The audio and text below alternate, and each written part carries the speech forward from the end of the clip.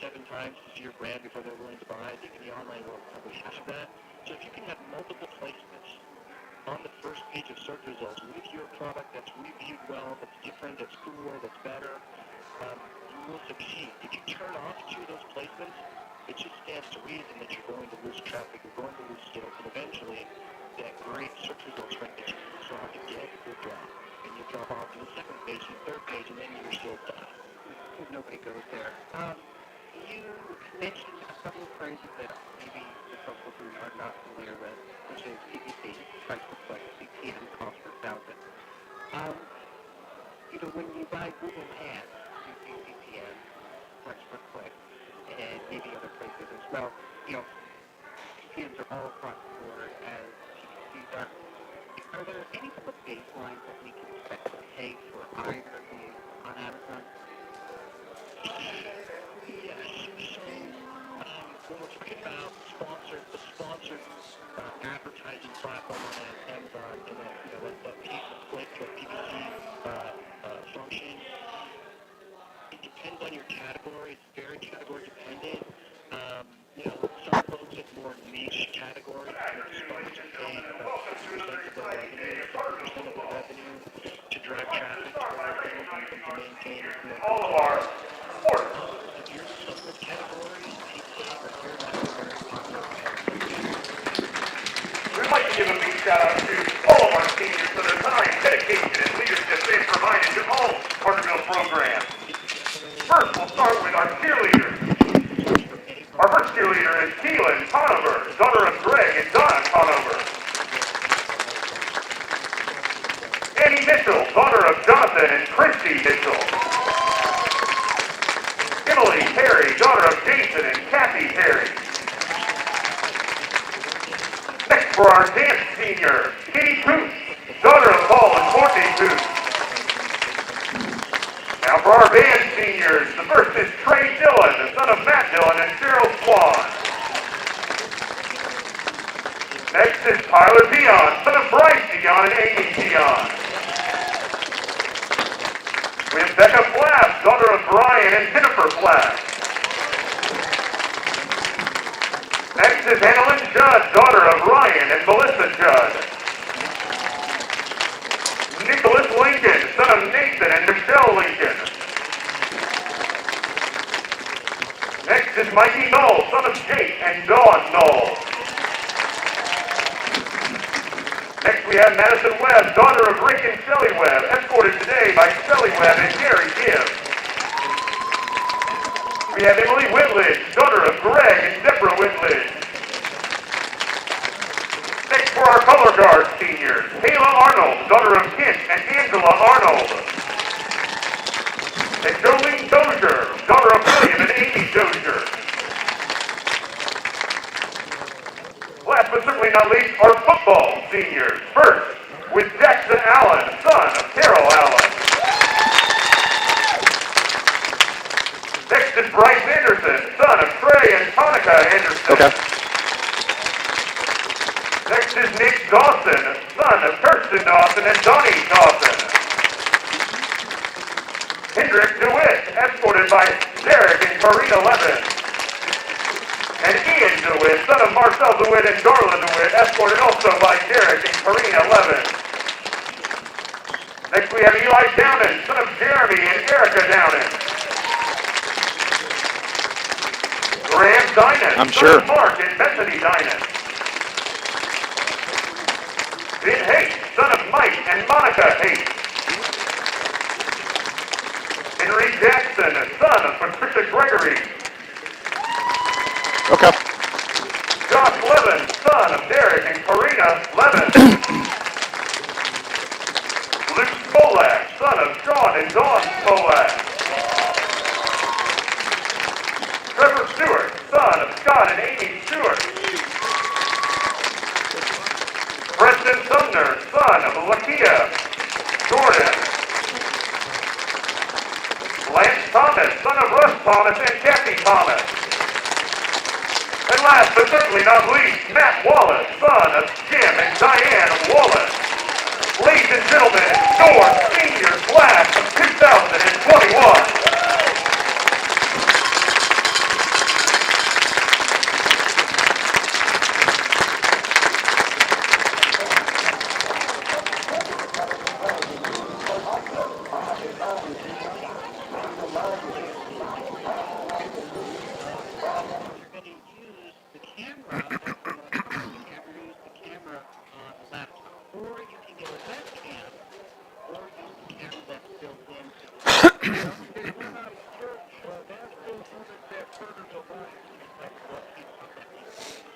Okay, good.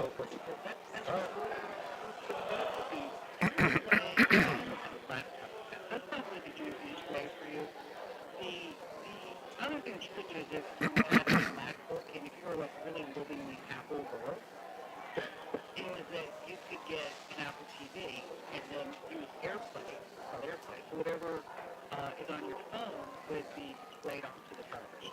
So you could do it that way. And then another option is the smart TV that doesn't support Skype is to find another platform and to download maybe the Zoom app with on that Samsung TV, and then you may be able to do it that way too. So you've got tons of options here. But so you can download the app on the smartphone TV. You can hook that.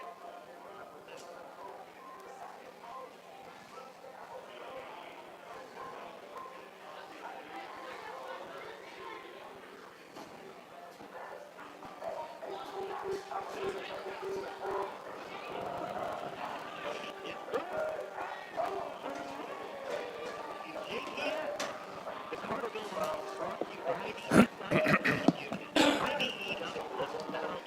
Charlie Aircrafting and Heating, the first mid-bank trust. And Joe Lawson. These businesses also support the Lions.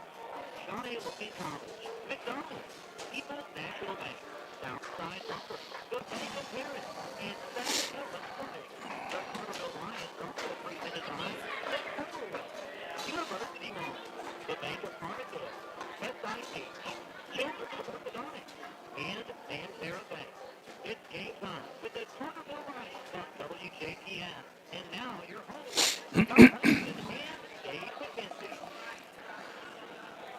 What a beautiful afternoon in Southern Illinois as the Carterville Lions are home today. Scott Hudson, big day. It is senior day. It is homecoming day for the Carterville Lions as they host the Nashville Hornets. Yeah, the Nashville Hornets coming off a big win over Sparta last week. Of course, Carterville with the shutout win here against the AJ Wildcats. And I'm going to say some words that our listeners will probably never, ever hear again.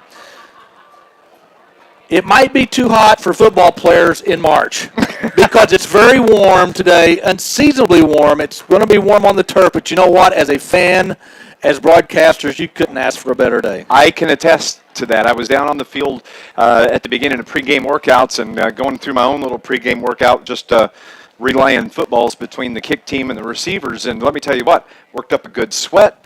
Got me a big drink of water. There's going to have to be plenty of fluids for both of these teams today because, well, look at what they've been dealing with practice-wise. 60-degree temperatures, a lot of rain, ideal conditions if you're playing football. But today, 77. It's probably about 85 out on that turf right now. And but it's a beautiful day. We could not ask for better weather today as and let me tell you what, Scott Hudson, this may be the marquee matchup in high school football in Southern Illinois this weekend. Well, I think it's not only the marquee matchup this weekend, it might be the marquee matchup for the season in Southern Illinois. I mean, you got two teams that in the coaches poll, Nashville comes in at number 4, Carterville at number 5, both well-deserving of those rankings. But this is going to be a brawl. I mean, this is good. Two teams, two heavyweights that have both got good size. Of course, you saw what Carterville did to a Brett Dietering coach team last week, which that doesn't happen very often. So that by itself is very impressive.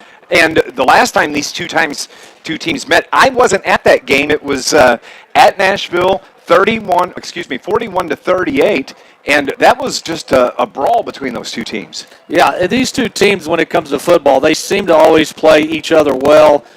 This is a game where, you know, turnovers, special teams may decide, penalties may decide this game because you look at both lineups, both teams, as I said, have size. They've got great skill position players. Both teams also are very young. There's a lot of underclassmen that play for both these teams. This should be a dandy. Absolutely. This is our Ron Ward Chevrolet pregame show here on News Radio WJPF. If you'd like to watch the game, of course, as always, we have our live stream fired up on YouTube. Just go over and search Nashville Hornets at Carterville Lions, March 27, 2021, and that should take you right to the link, and you'll have the video and the radio play-by-play call right there. I had a chance to talk to head coach Brett Dial just a little bit ago about today's game. Of quick look back at last week's big win, shutout win, 43-0 over Anna Jonesboro, and to kind of talk about today's festivities as it's senior day and homecoming day here at Carterville. Stay with us. It's the Ron Ward Chevrolet pregame report here on News Radio WJPF.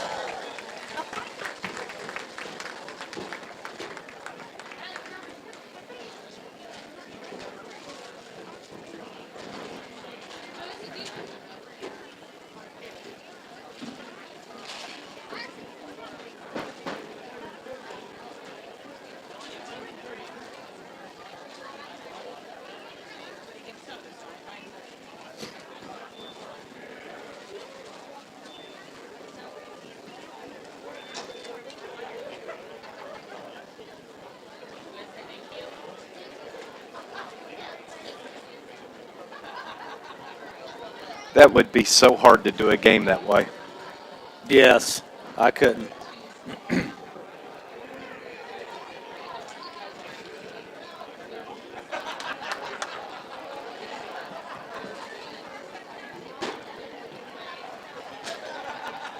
And a better life for all.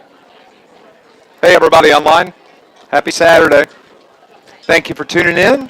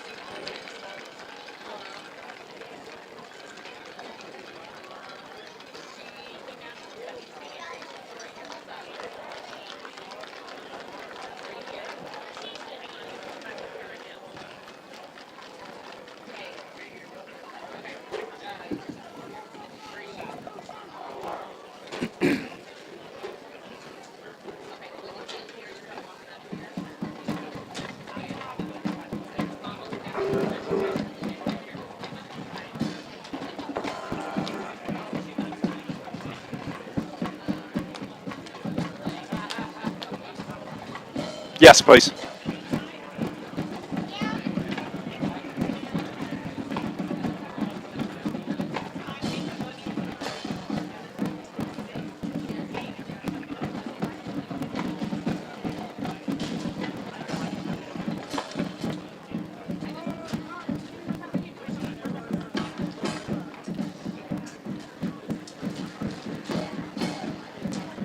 Ladies and gentlemen, welcome to the field, Phil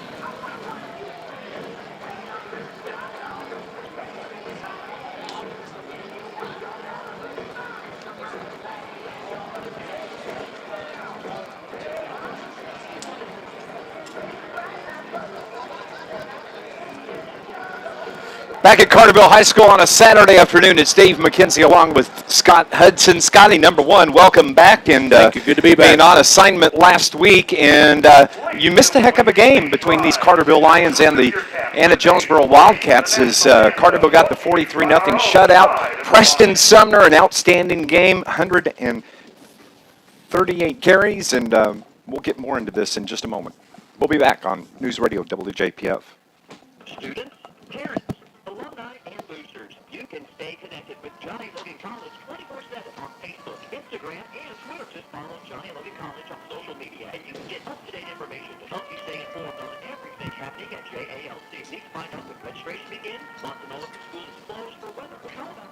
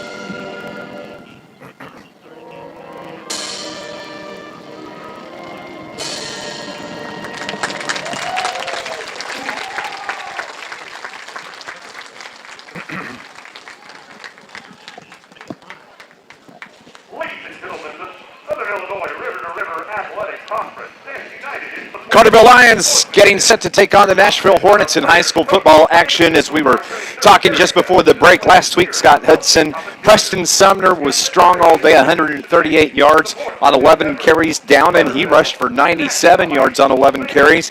And Sumner had 3 touchdowns. Eli threw for 2 touchdowns. It was a good win. Yeah, and I think it all starts up front with that offensive line, and you have to be, if you're Coach Dial, as you heard him say, or one of the other coaches, you have to be very, very impressed what 4 starting sophomores on that line were able to do to open up those holes. I mean, 11 carries, 138 yards, you got to love that average.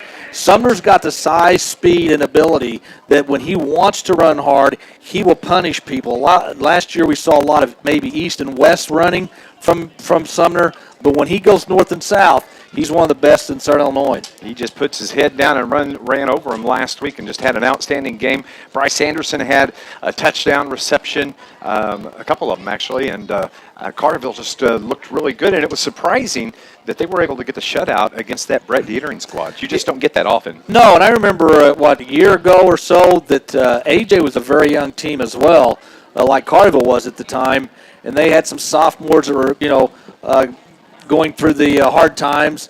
But when I heard that score last week, I was like, wow.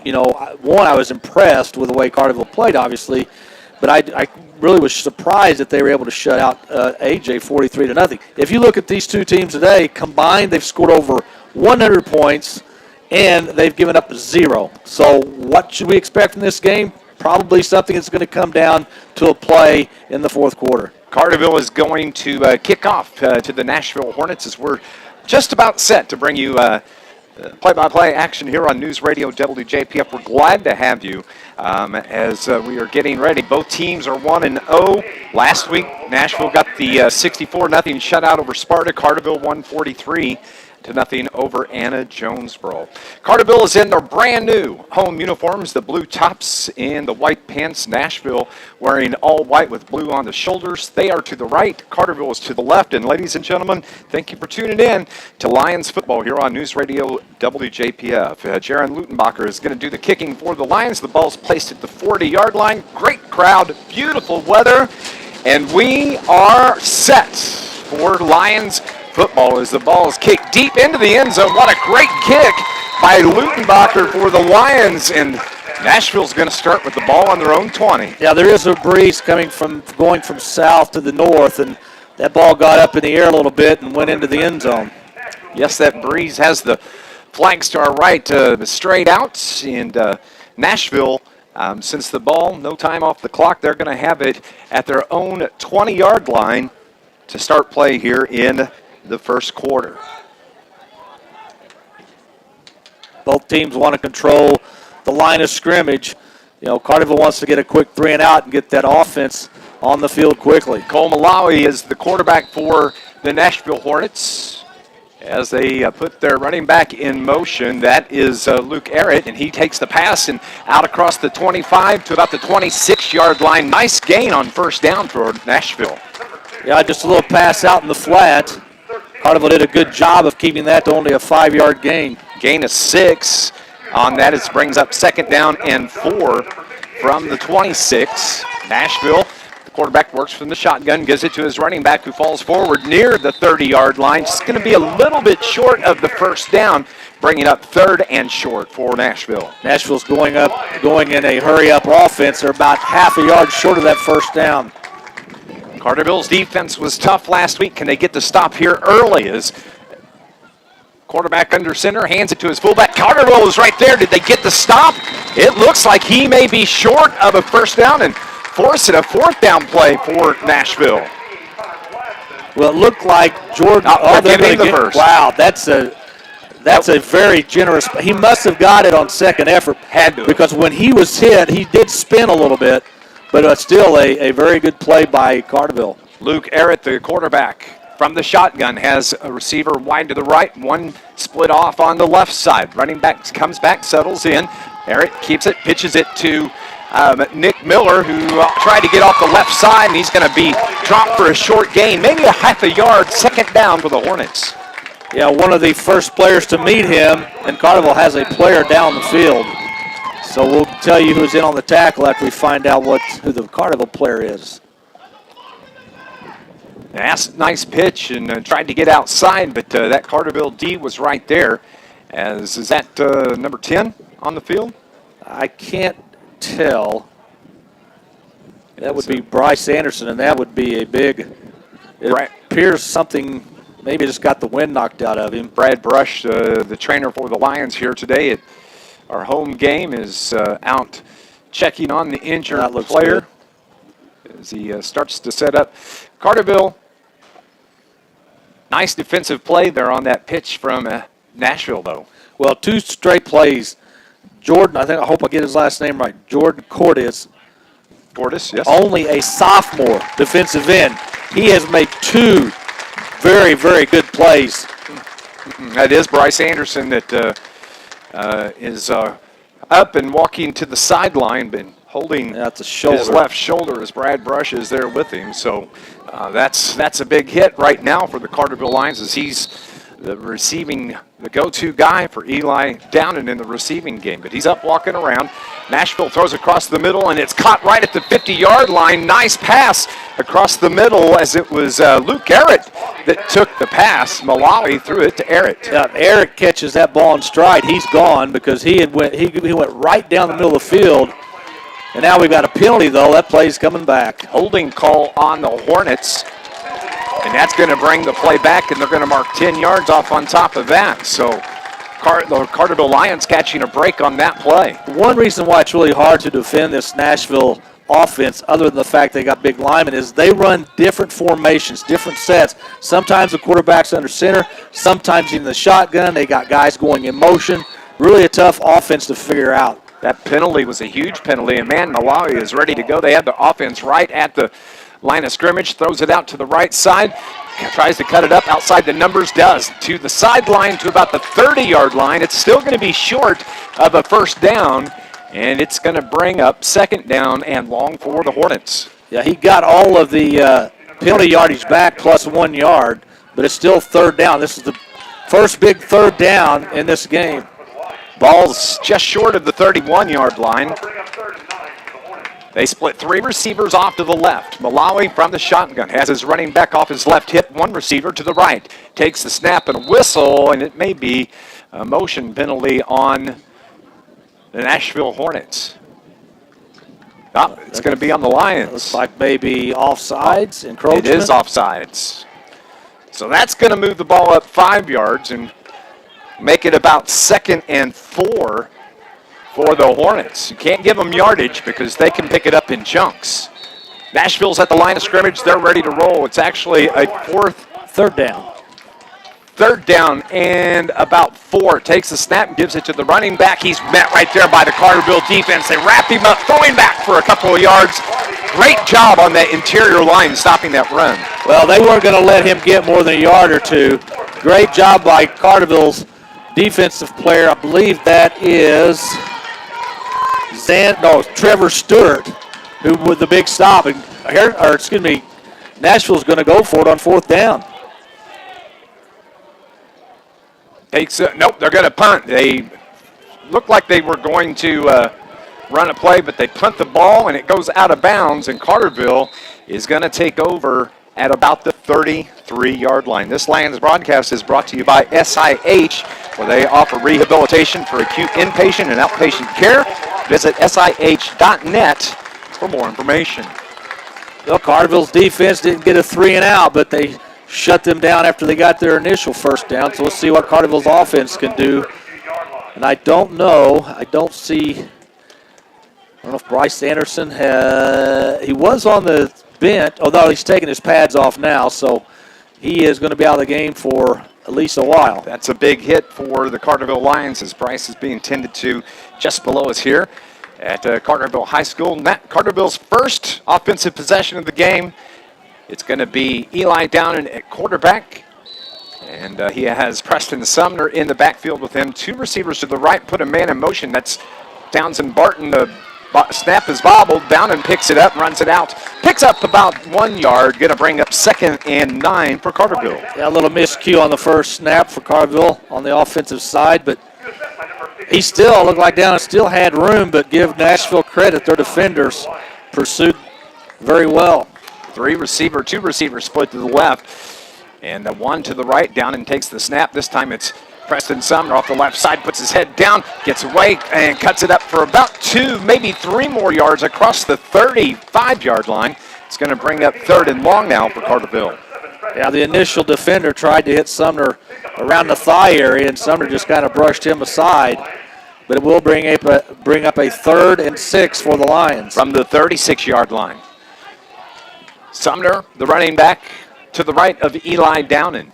Downen from the shotgun takes a snap. He's looking to throw, wings it out to the right side. It's caught, bobbled, and caught again, and a nice job out on the outside as Lance Thomas, the tight end, comes up with the completion, and Carterville gets the first down. Well, nice job by Thomas to stay with it. He bobbled the ball, but before the defender could get there and knock it away, he pulled it in and a first down. Carterville speeds up the offense. No huddle for the Lions. Downen from a shotgun once again. Has the ball from the 45. He gives it to Townsend Barton off across the 50 to inside Nashville territory to about the 46-yard line. That's a nice first down run for the Lions. Yeah, Bard's a versatile player on offense. He can catch the ball out of the backfield, and as we saw there, he can also run. It's a gain of 8. It's going to leave 2nd and 2 from the 46 of Nashville. Downen takes the snap, bobbles it, gets by him. He has to fall on it. Nashville's right there to cover him up. And don't know if Eli, he saw maybe it was going to be a running play for him, and he was looking off the end of the line thinking he could take off, and you got to catch the ball first. Yeah, you got to look the ball in, just like a wide receiver. You can't take your eyes off the ball, but that's a big loss. Well, it's going to be 3rd and about 15 now. From the Carterville 39. Carterville's ready to go, though. They take the snap, a whistle, and a flag from the far sideline. Let's see. They're saying it's against Nashville. At least one of the Carterville players was saying that. We'll see. I think it's going to be. Well, Carterville lined up offside. Yeah, that's not a good thing. You got to get play. So Carterville here early. Couple of mistakes by the Lions has got them pinned back to the 39-yard line, where it's 3rd down and a long way to go for the Lions.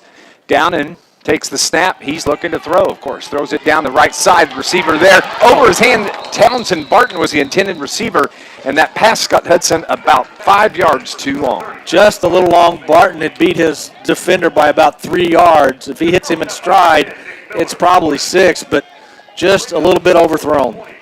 Carterville now's going to be forced to punt from the 39-yard line. And the officials out there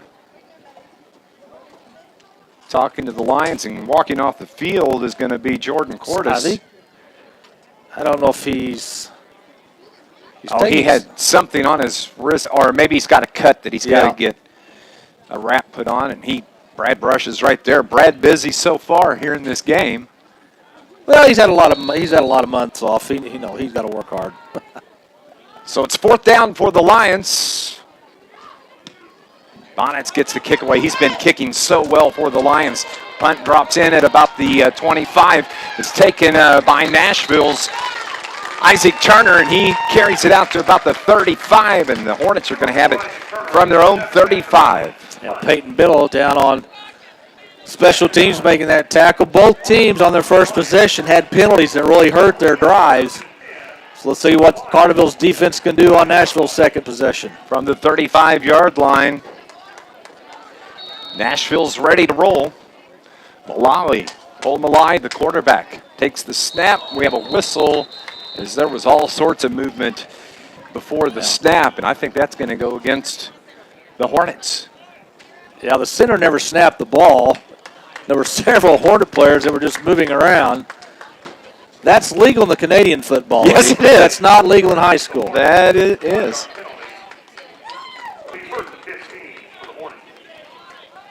It's going to be 1st and 15 after the penalty for the Hornets. That pushes them back to the 30-yard line. Malawi from the shotgun has the jet back, but Malawi's going to keep it straight up the middle, picks up 5, maybe 6 yards, and he's wrapped up right there. It's going to be short of the original line of scrimmage, bringing up 2nd down and about 10 for Nashville.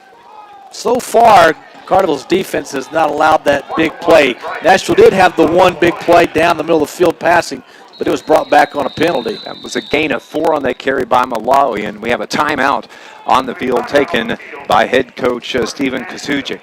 We're going to take a break as well. No score with 5:53 remaining here in the opening quarter. This is Lions football on News Radio WJPF. Your place is going to be your bathroom and your fitness is bathroom and your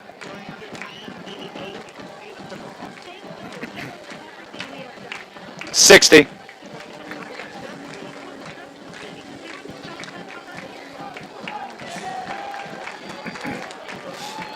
Yes, sir. Where's Bryce at? Oh, I see him right there.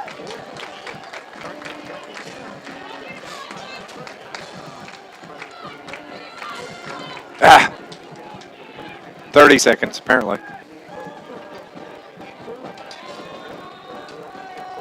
It's a 30, actually. Yep.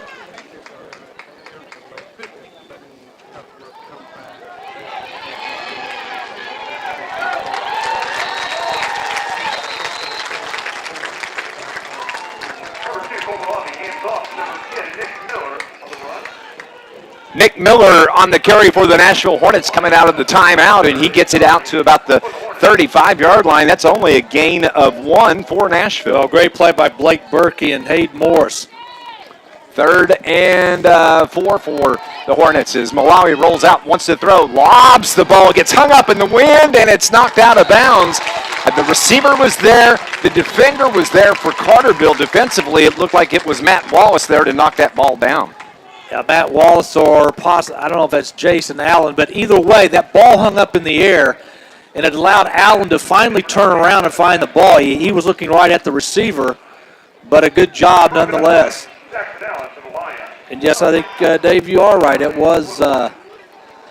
So it's going to be 4th and 1 for the Hornets, or excuse me, 4th and 9 rather, for the Hornets from the 35, and Carterville is going to pick up a penalty as they jump offside. That's going to move the ball forward about 5 yards. Does that change the play for Nashville? I don't think so. I think Stewart was the one that went off sides, but I think they run the same play. Malawi has 3 receivers right, 2 split to the left. Puts a man in motion as he brings Buzz Ritzel to the near side. Now sends him back the opposite way, taking their time. 5:16 remaining here in the first quarter.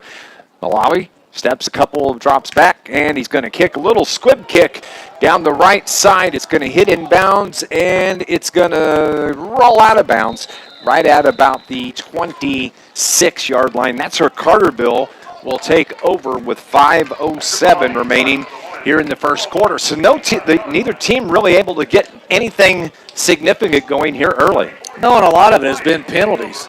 Both teams have committed penalties that have, stopped their drives. Let's see if Carterville, has had 2, I don't know if you want to call it bad snaps or just not looking the ball in when it's been snapped. So let's see if they can get that rectified. And it doesn't help, Dave, to have your best deep threat on the sidelines with no shoulder pads on him, Bryce Anderson. Exactly. This Lions broadcast is brought to you by the International Brotherhood of Electrical Local Workers, Local 702. Proud to sponsor Carterville Lions Sports. IBEW Local 702, providing a better lifestyle for members and a better life for all. Carterville has it, 1st and 10 from their own 25. Eli down and from the shotgun, gives it to Preston Sumner, tries to get it to the right side, and Nashville's right there to bring him down. Little to no gain, maybe a half a yard for the Lions. 2nd and 10 now from the 25. Yeah, both teams having trouble getting their running game going, but give credit to both defenses. They're doing a very good job of shutting their running games down. It's a quick pace offensively as neither team huddles up. Carterville rarely huddles. They didn't at all last week. Downing from the shotgun takes the snap. He's going to keep it, runs it right up the middle, makes a move across the 30 to the 35 to across the 40 where he's brought down at about the 46-yard line. Eli Downing with a big first down run for the Lions. Yeah, right up the middle, good fake to Summer. Eli's not the most fleet of foot, but what he is very big and strong. He's kind of reminds me of a Ben Roethlisberger. You're not going to bring him down on the first hit. Eli ran for 97 yards a week ago against Anna Jonesboro. 1st and 10 from the 46 for the Lions. As it's Sumner that has it, gets across the 50 midfielder down to the 40, where he's finally pushed out of bounds. An ankle tackle on that far sideline. Back-to-back first down runs for Carterville. Well, great call by Coach Don and his staff. They pitched the ball quickly out to Sumner, so he was on the edge real quick, and Nashville wasn't able to stop him. They have it in Nashville territory at the 35. 2 big plays for the Lions. Sumner in the backfield again. Down and fakes the handoff, keeps it, runs off right tackle, falls forward across the 30 to about the 28-yard line. That's going to be a gain of about 7 for Carterville. Yeah, this is probably more what you saw last week, Dave. A very good, efficient offense. Well, you see that line really starting to get into their blocks now. You have to remember, at least 4 of those youngsters are sophomores. 2nd down and 4 for Carterville. As they have it in Nashville territory, Sumner off right tackle, cuts it to the outside the numbers, back inside, dropped inside the 10-yard line. Preston Sumner gives the Lions a big first down, and they have the ball goal to goal, and Sumner comes up just a little bit gimpy on that right ankle, but he's going to stay in the game. Well, another big run by Carterville. They've just chopped off the yards here on this drive. Chunk plays, that's what a coach likes to see from his offense, and Carterville has it 1st and goal. Down and pitches to Sumner, and he's wrapped up right at about the 6-yard line. It's going to be a gain of 4, 2nd and goal from the 6. Yeah, I've been so impressed, especially on this drive, by Carterville's offensive line, just opening up holes, giving Down and Sumner those lanes to run through. No score here. Carterville's threatening as they have the ball at the 6-yard line. Downing takes the snap. He's going to keep it. And he's met right there as he fell just inside the 5. It's going to be about a 1-yard gain for Carterville. 3rd and goal now from the 4. I would think Carterville is in 4-down territory. I think they're going to go for it if they don't make it on this play. Townsend Barton comes into the contest. He's going to split off in the slot on the left side for Carterville. Downing from the shotgun has Sumner in the background. Downing's going to keep it. Cuts it up inside. Touchdown, Eli Downing. A 4-yard touchdown run, and Carterville has the early 6-0 lead. There was a hole you could have driven a Mack truck through on that right side. Great job by this offensive line. this entire series, they dominated, and Carterville's ahead. Nice job by that offensive line as they just blew open that hole, and all Eli Downen had to do was just walk right through it. And Carterville has the 6-0 lead. Jaron Lutenbacher out for the extra point. Lutenbacher is a junior, the 5'10" kicker. Kicking with the wind at his back. There's the snap, the placement, the kick is good. Carterville leads it 7-0 with 2:23 remaining in the first quarter. Stay with us. You're listening to Lions football on News Radio WJPF. Carterville 7, Nashville 0. Okay.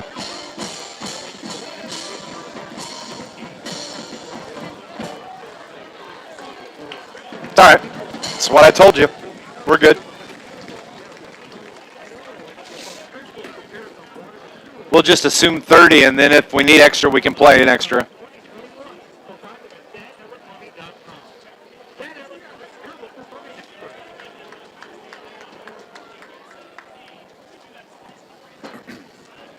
Hey, everybody online. Hope you're having a good afternoon.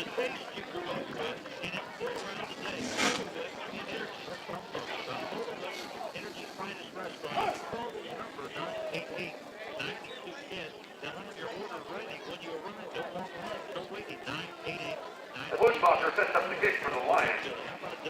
Nashville has number 4, Isaac Turner, number 10, Nick Miller. Back deep.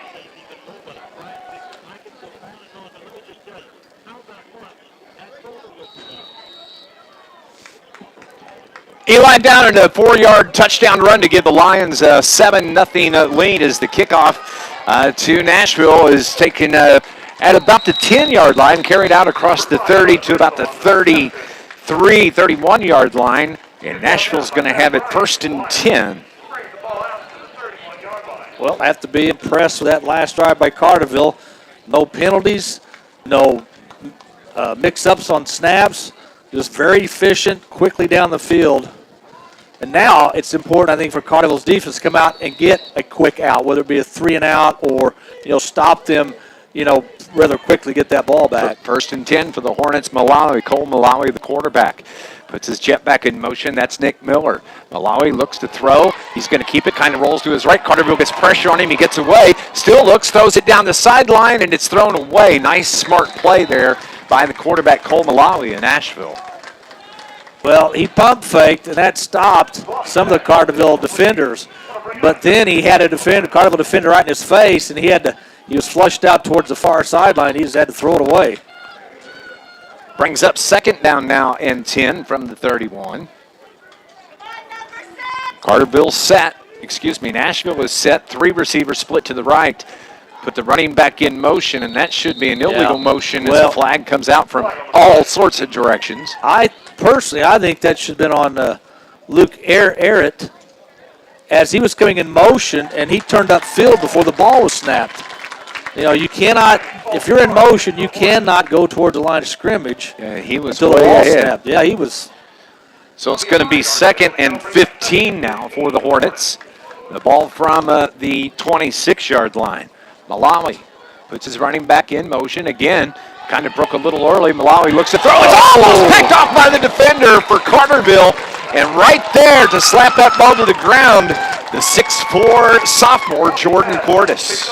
I'm telling you what, he has had himself a first quarter. Yes, he has. He was very close to taking that in for a pick 6. The Nashville tried to set the screen up, but they didn't get the ball over Cordes' hands. He blew it up and keeps it 3rd down now and 15 for Nashville. Malawi back from the shotgun. Again, 3 receivers to the right. Malawi's looking to throw. He needs a 1st down. Throws it across the middle, over the head, incomplete, as the intended receiver was Nick Miller for the Hornets. And Carterville has done a great job defensively here as they force Nashville into 4th down and 15. You know they're going to punt. Yeah, I don't think there's going to be any lineup in the offensive set. I think they're at the punt now, but that ball was thrown a little bit behind the wide receiver, but there wasn't a very big window of opportunity to catch that ball. Malawi does the punting for the Hornets. He's at the 20-yard line, takes the snap, 1 step, and punts it in the air into the wind. It's going to hit at about the 44-yard line, and go out of bounds at about the 43, and that's where Carterville is going to take over. This Lions broadcast is brought to you by Charlie's Air Conditioning and Heating in downtown Carterville. For over 30 years, Charlie's can handle any heating or cooling system issue you could experience, and no job is too big or small. Call 985-2502. Carterville takes over with 1:47 remaining here in the first quarter, and they have that 7-0 lead. A great opportunity to get up a couple of scores on Nashville. Yeah, it'd be nice if you could, have this drive end in points. You really kind of put Nashville in a little bit of a bind here late in the first quarter. Carterville, the ball at the 43-yard line, their own 43. Eli Downen is the quarterback, takes the snap.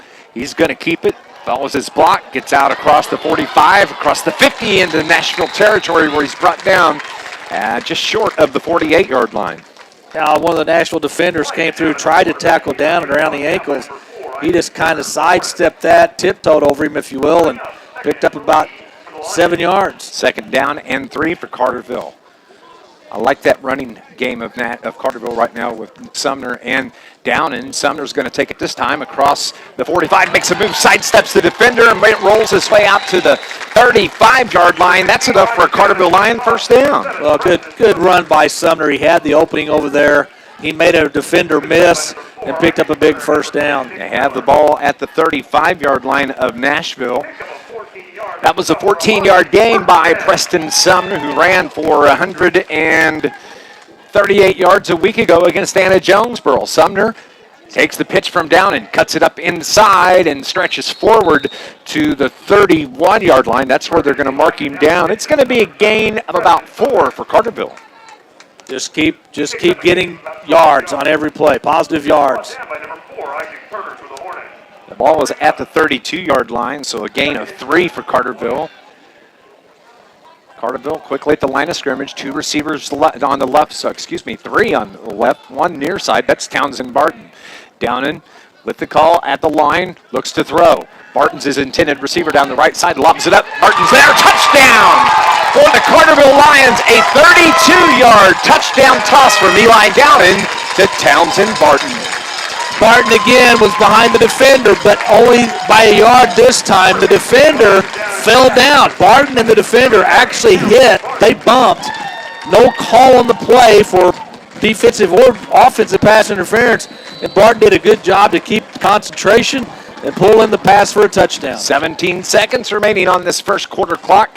That was a great pass from Downen, right on the money, as Jaron Lutenbacher's in, looking to extend this lead to 14 for the Lions. The snap, the hold, the kick is good, and Carterville leads Nashville with 17 seconds remaining in the first quarter. The Lions are on top, 14-0. Stay with us. More Lions football is coming up on News Radio WJPF.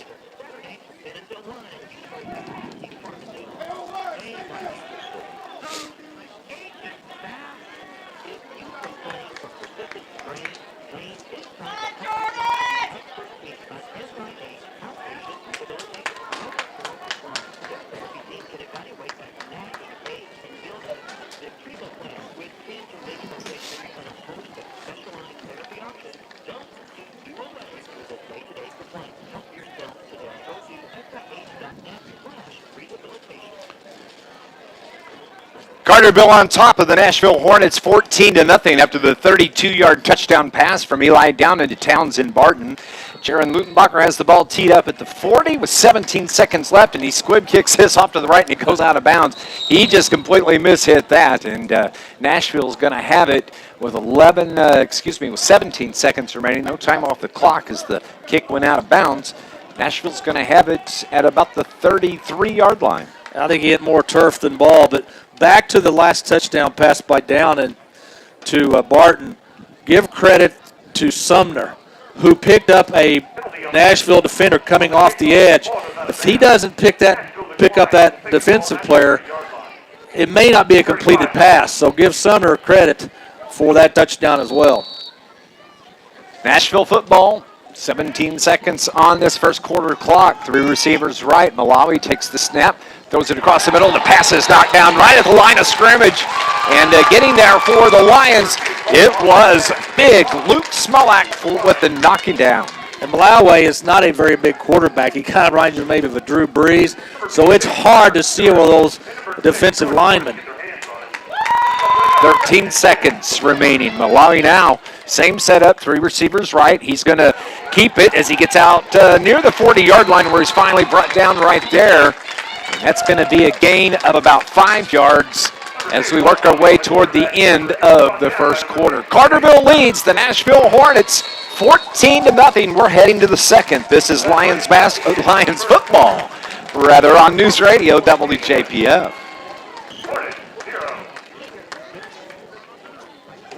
Yeah. Yep.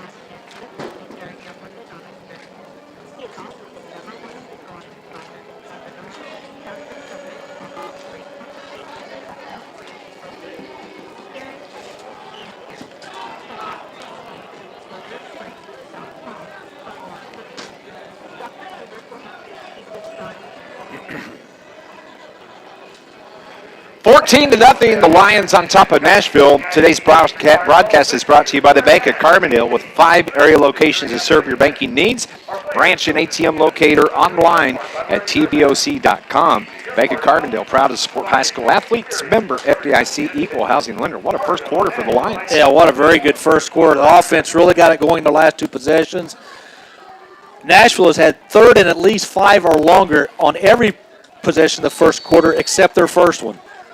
Nashville starts out from their own 40-yard line here as we start play in the second quarter. It's 3rd down and 5. Malawi from the shotgun takes the snap. Again, looks to throw. Pump fakes once. Looks to his left. Runs around in the backfield. Can't find anybody open. Lobs it down the left side where it's caught on the far sideline by Isaac Turner. And they're going to give him the catch. That's a first down for Nashville. Well, Malawi, the quarterback, he just kept the play alive. He just moved to the left, and it's really hard for a defensive back to stay, with your receiver that long. First down into Carterville territory, as now Malawi brings Nick Miller, the running back, into the backfield. He takes the snap off the left side, down the left sideline, and he's pushed out of bounds after picking up a first down to about the 25-yard line. Nice run from Nick Miller. That's their best run of this first half, and they have their best drive of the first half going. Back-to-back first downs now for Nashville as they have it at the 25-yard line, 1st and 10, moving from left to right on your radio dial. And a flag from the far sideline. It's going to be offside on the Lions, so that's going to make it a 5-yard penalty on Carterville, bringing up 1st down and 5 now with the ball placed at the 20-yard line. Carterville's got to stop jumping early on defense. That's the second time they've been called for offsides. Malawi takes the snap under center, hands it to his running back, that's Miller, as he fights his way down inside the 20 to about the 15-yard line. Maybe just a little bit short of a first down. Less than a yard, it looks like.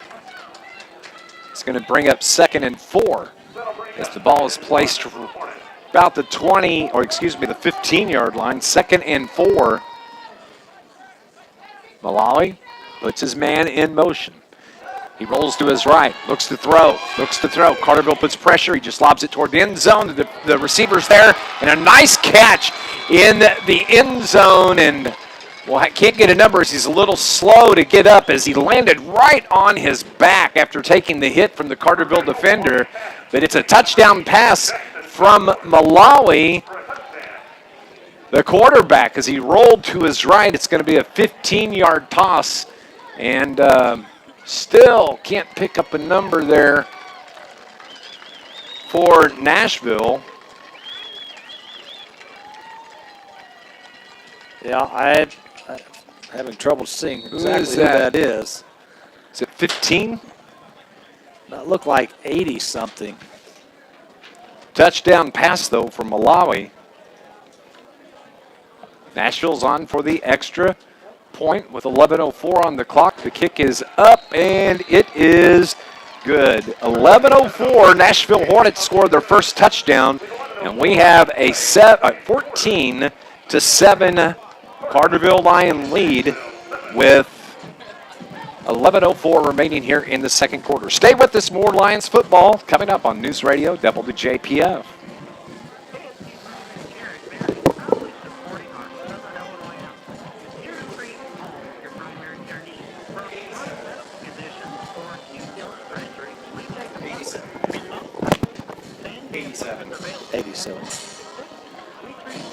Go forth. Go forth.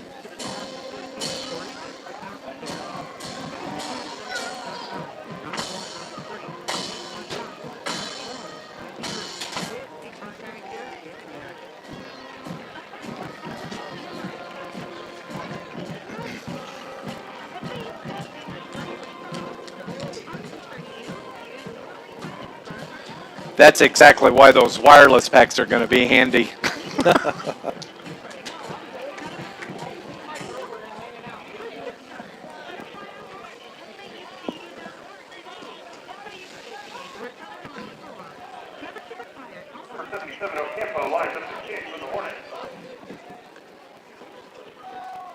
Yard touchdown pass from Komalawi to Jackson Goforth for Nashville.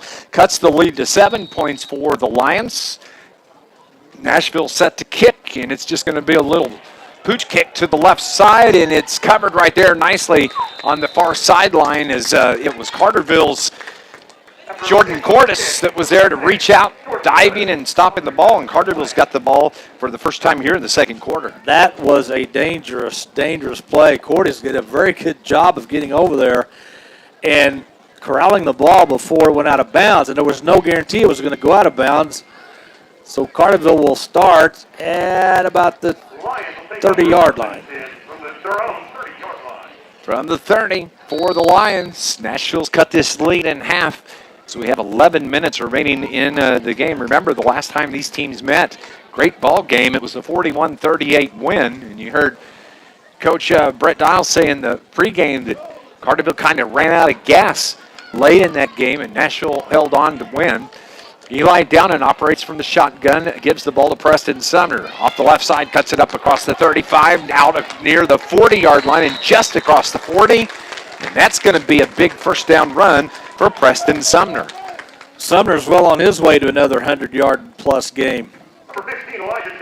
They move the chains on the far sideline. The ball's placed just across the 40. Sumner and Eli Downen are ready to go. Downen's going to keep it this time. Has to cut it up. Nashville's defense is right there. Actually, it's going to be a loss on the run of about 1, bringing up second down and second and 11 for the Lions. Yeah, if you can get Eli to have to go to the outside, that's where you're probably going to have the most success stopping him running the football. His success is between the tackles where he can use that big body going forward. They say he got back to the line of scrimmage. It's still second down and 10 now for Carterville. Downen takes the snap, fakes it to Sumner, and the read option, he kept it, and that Nashville defense was right there to snuff it out and bring Downen down. After that score, Nashville's got new life. You can just see they've got the momentum right now. And Carterville, which got big yardage from Sumner on the first play of this drive, now faces third and long. Coach Brett Dial, what's he going to call up? His leading receivers on the sideline with a shoulder injury, and Bryce Anderson Do have capable receivers to replace him, though, as Townsend Barton is going to split far to the right side. In the slot for the Lions is going to be Lance Thomas, who already has a touchdown pass here in the game. And a timeout is taken by head coach Brett Dahl. He needs to think about it. He pulls his offense to the sideline. We've got a timeout with 9:26 remaining. Carterville on top of Nashville, 14-0. This is from my sister-in-law.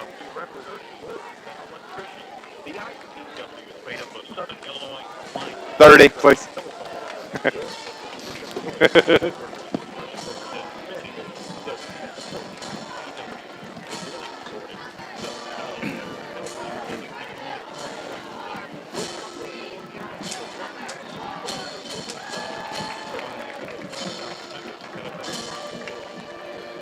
Another score from around Southern Illinois. The last I had update was Murfreesboro on top of West Frankfort, 7-0. Other games taking place today of interest. It's Benton at Harrisburg, Massac County at Herrin, and as we mentioned, Murfreesboro at West Frankfort.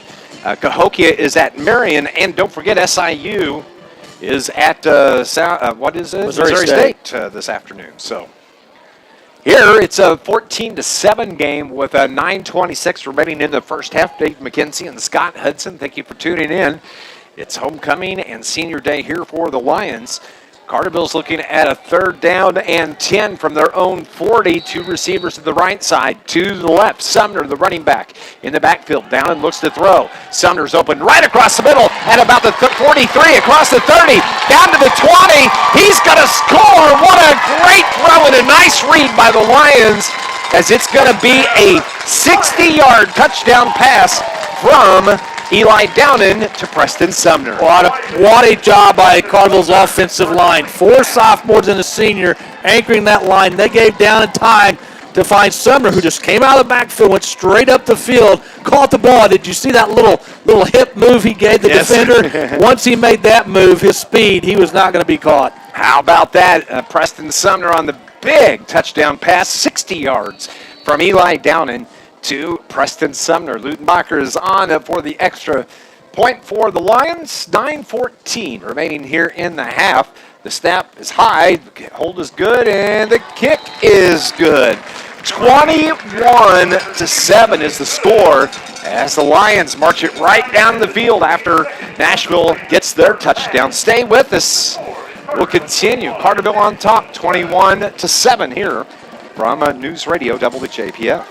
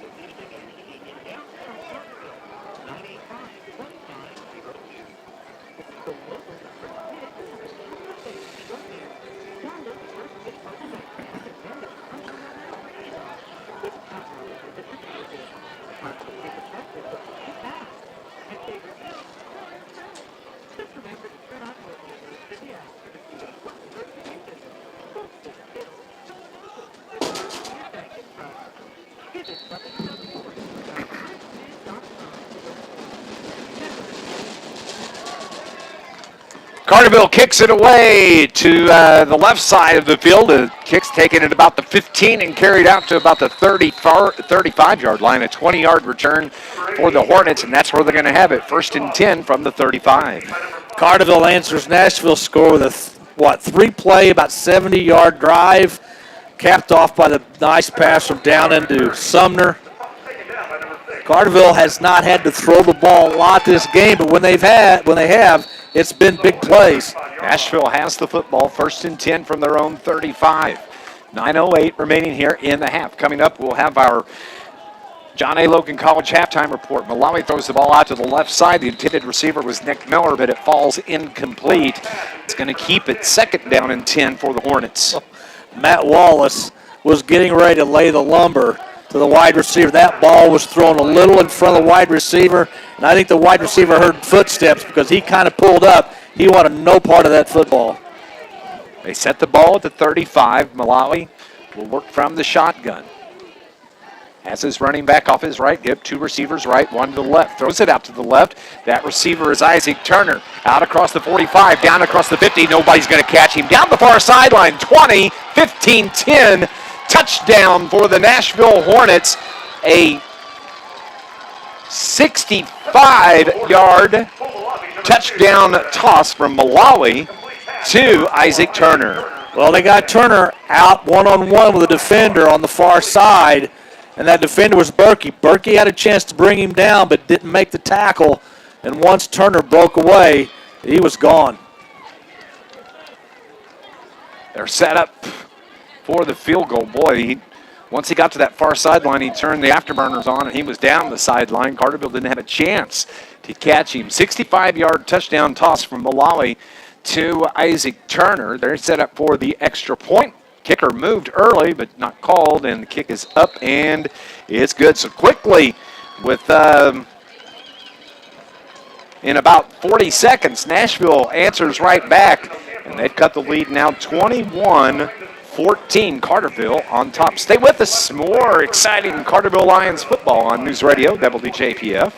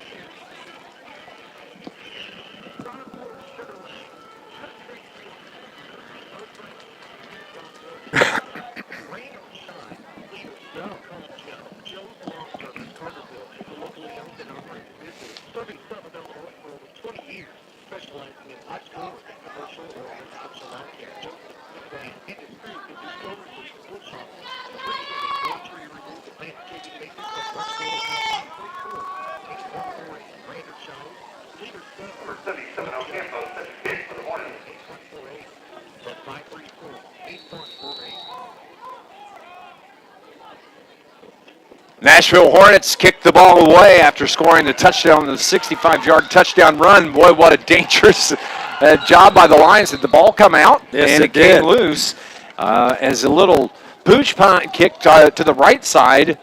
It was handled by the receiver for Carterville, and he bobbled it, recovered by the Lions. So Carterville caught a break there. They've got the ball first down and 10. Yeah, Zachary Rice was the up back for Carterville on that play, and he had it. And then as he's going down, he fumbled, and one of the Carterville Lions fell on the ball. Fortunately, and Carterville had the ball at their own 25-yard line.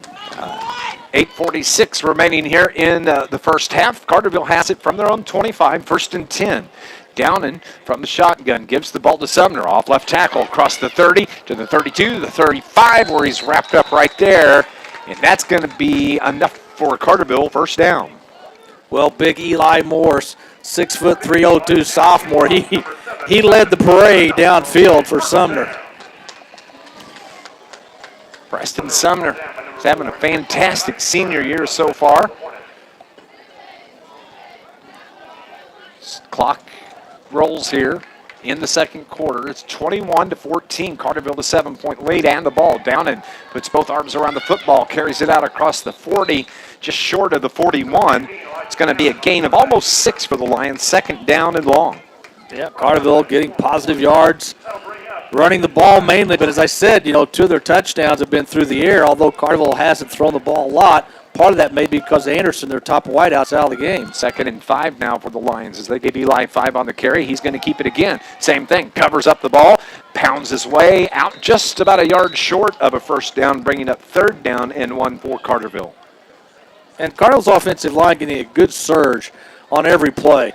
They're the ones making the contact first and moving that defensive line off the line of scrimmage. Gain of 4 for the senior quarterback from Eli, who was actually named all-conference basketball for the 3rd time this week. Also, congratulations to Peyton Biddle and Caden Hawkins, who were announced as all-conference. And congratulations to Alicia Doyle on being named Southern's girls basketball player player of the year as Downen picks up the first down. The ball comes out, and for Nashville, it is Bryce Middleton who holds the ball up. But they're going to say it stays with the Lions. First down on the carry by Carterville.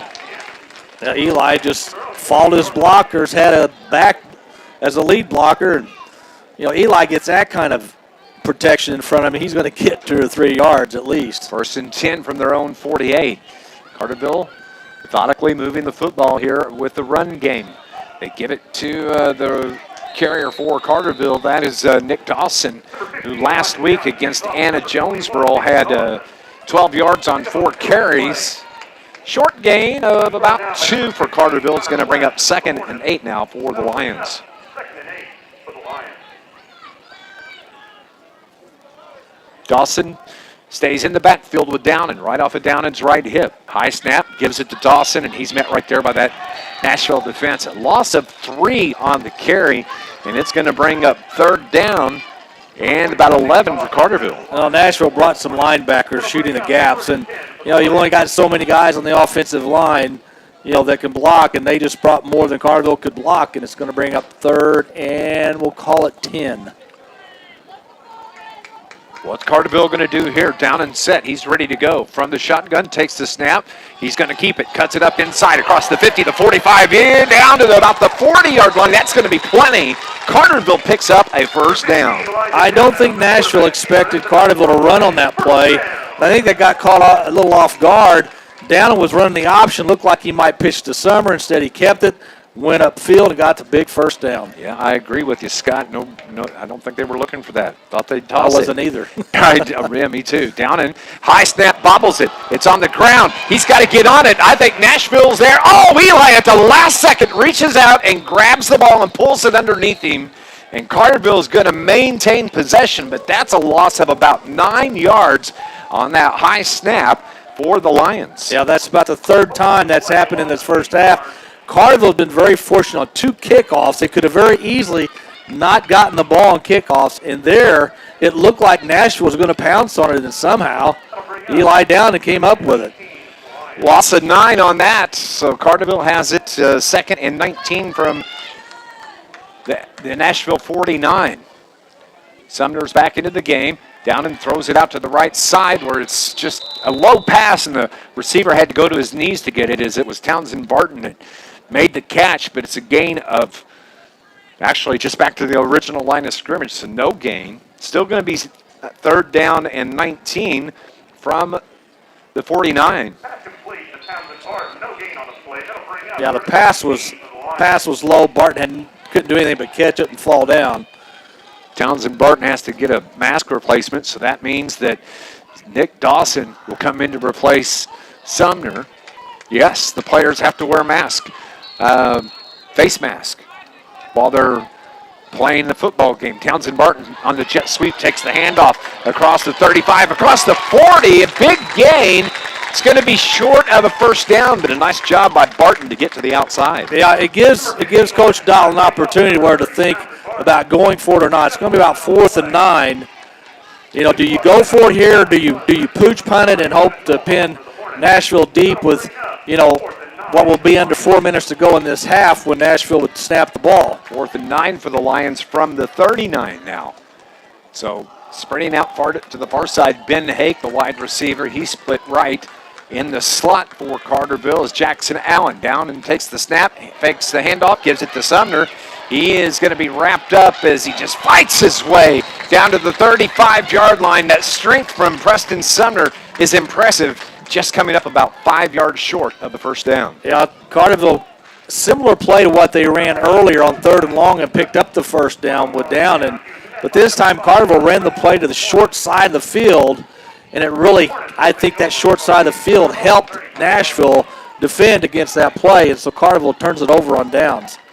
Nashville is going to take over from their own 35, a chance to tie up this game as Carterville leads it 21-14. Malawi from the shotgun gives it to his running back. That is Luke Arrett as he is to the sideline and just get popped to knock him out of bounds. Coming in late there and making the tackle for Carterville was big Trevor Stewart. Yeah, The first player to meet him was Jason Allen, and then He was brought down by Jackson Allen and Trevor Stewart for the Lost Lions. Trevor Stewart came in and said, Second and 11. you're going down. It's a loss of 1. There's a loss of 1 from the 34, 2nd and 11 for the Hornets. Malawi fakes the handoff, throws it out across the middle. His receivers there wide open. Man, nobody's going to catch him. He's across the 30 to the 20. That is Isaac Turner, as it's going to be a 70, let's see here, from the 34. Got to do my math. How about a 61-yard touchdown pass from Malawi to Isaac Turner? He was wide open. And the one thing Nashville's quarterback has had in this first half, he's had time to throw the football. Carterville has not gotten any pressure on him and forced him to have to, run to the left, run to the right, try to have to throw on the run. Wow. With an extra point, we've got a tie ball game with 3:13 left as Nashville set up with the wind to their back. The snap is there, but the kick is no good as the snap was low and not handled by the Nashville holder. And wow, Carterville maintains a 1-point lead, 21-20. Stay with us. Carterville's going to get the ball back here next on News Radio WJPF.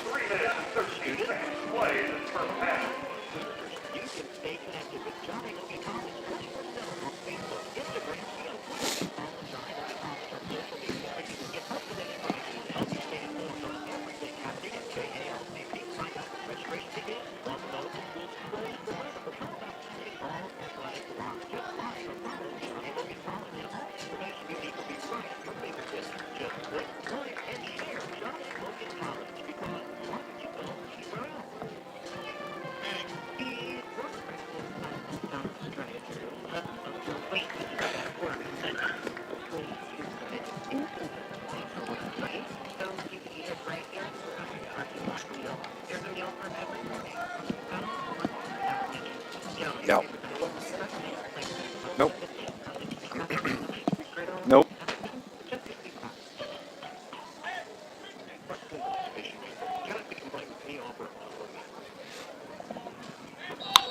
Tight ball game as the Lions lead at 21-20. Nashville kicks the ball away and it's kicked out of bounds, and that's going to give Carterville good field position as we have 3:13 left.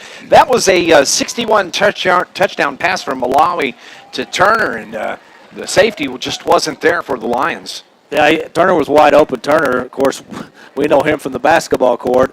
Obviously, he's got good speed on the football field. But go back to the last Carterville possession, Dave. Carterville had the ball in Nashville territory, was moving the ball, and then you had the bad snap over Downing's head, and that just imploded the Carterville possession, and they weren't able to get points. And fortunately for Carterville, Nashville missed the extra point, so they still lead, but only by 1.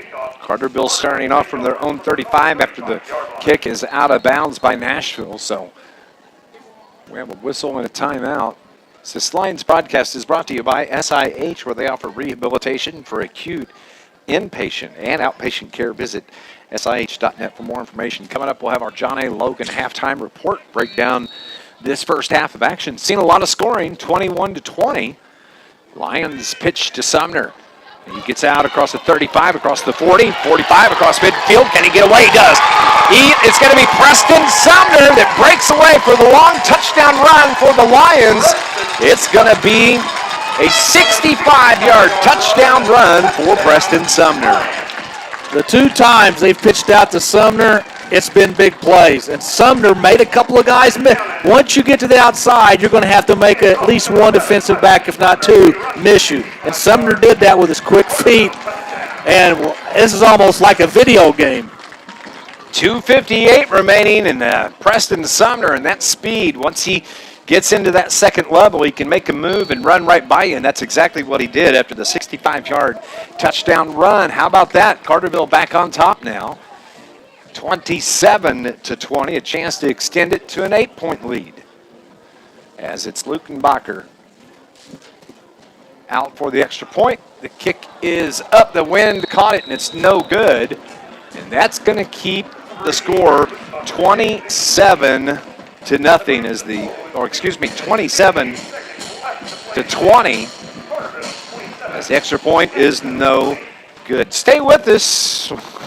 I'm sure there's another touchdown coming by somebody. This is Lions football on News Radio WJPF.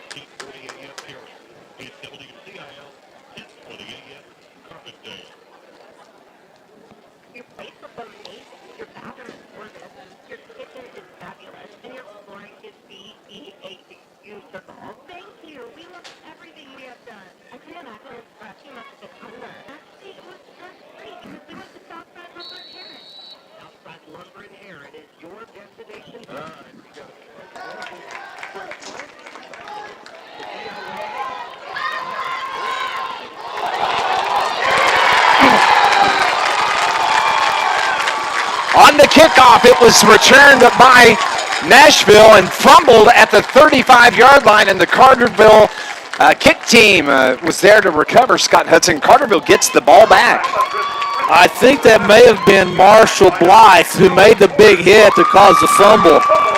And I believe it was Nolan Hartford that came up with the fumble recovery. So Carterville, the first turnover of the game. Let's see if they can take advantage of that. That's a huge play as on the kickoff it was returned about 20-25 yards, but just as he got hit, he lost the handle. Carterville's there to recover, and with 2:52 remaining here in the second quarter, Carterville has it deep at the 37-yard line of Nashville. As it's down and it carries it across the 25, inside the 20 to about the 18-yard line. Keep on getting them chunk plays, boys. I tell you what, I know I sound like a broken record, but that Carterville offensive line is just outstanding. I told you. And look at Nashville's defensive line. There's no small boys over there. Ball at the 19-yard line for the Lions. Down and from the shotgun. Gives it to Sumner, this time off left tackle. He's spun down to the turf and didn't even get back. Actually, it's going to be gain of about 3. It's going to bring up second and about 7 now from the 16. That's a play where you'd love to see Sumner just turn up, square his shoulders, and go north and south. Run right over the top of somebody. Yep.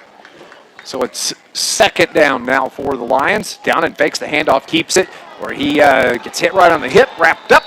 And back to about the original line of scrimmage, 3rd down and 7 once again for the Lions. That's the big play here. I think Carterville's in 4-down territory. They would love to get another 6-7 on the board. So this is a big play, I think, right now for both teams. I know we're still in the first half, but I think this is a big play for both teams coming up. Typically, you would see probably a toss to Bryce Anderson in this situation, but Bryce got hurt early in the game, and he hasn't played since about 2 minutes in. So Carterville's gone really to the running game primarily. Downen is going to keep it, fakes the handoff to Sumner. Downen is brought down at about the 15. They might give him the 14, but it's going to bring up 4th down and long for the Lions. Yeah, I think Carterville will go for it here for 2 reasons. Because they're inside the red zone, and 2, with the clock running, even if Nashville stops them, they're not going to have a whole lot of time left. 1 minute remaining exactly as Downen looks to the sideline, and Coach Brett Dial waits on the call.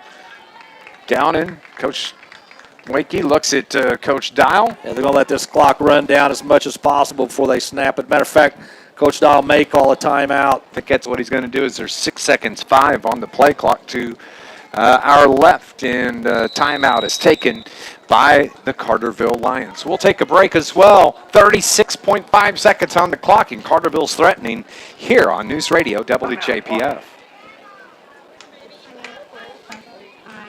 30.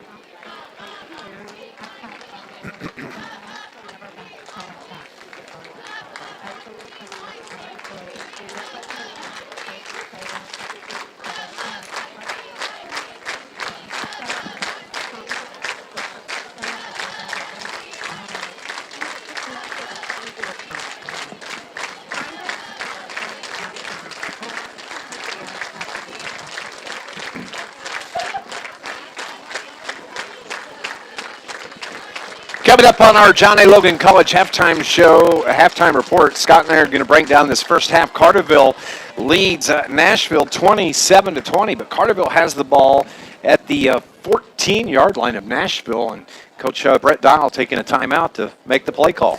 Yeah, I wouldn't be surprised to see that quick pitch to Sumner again. Maybe this time going to the right side. They've come to the left side the two previous times. Maybe give Nashville a different look, or maybe fake the handoff to Sumner and go back and try to find somebody.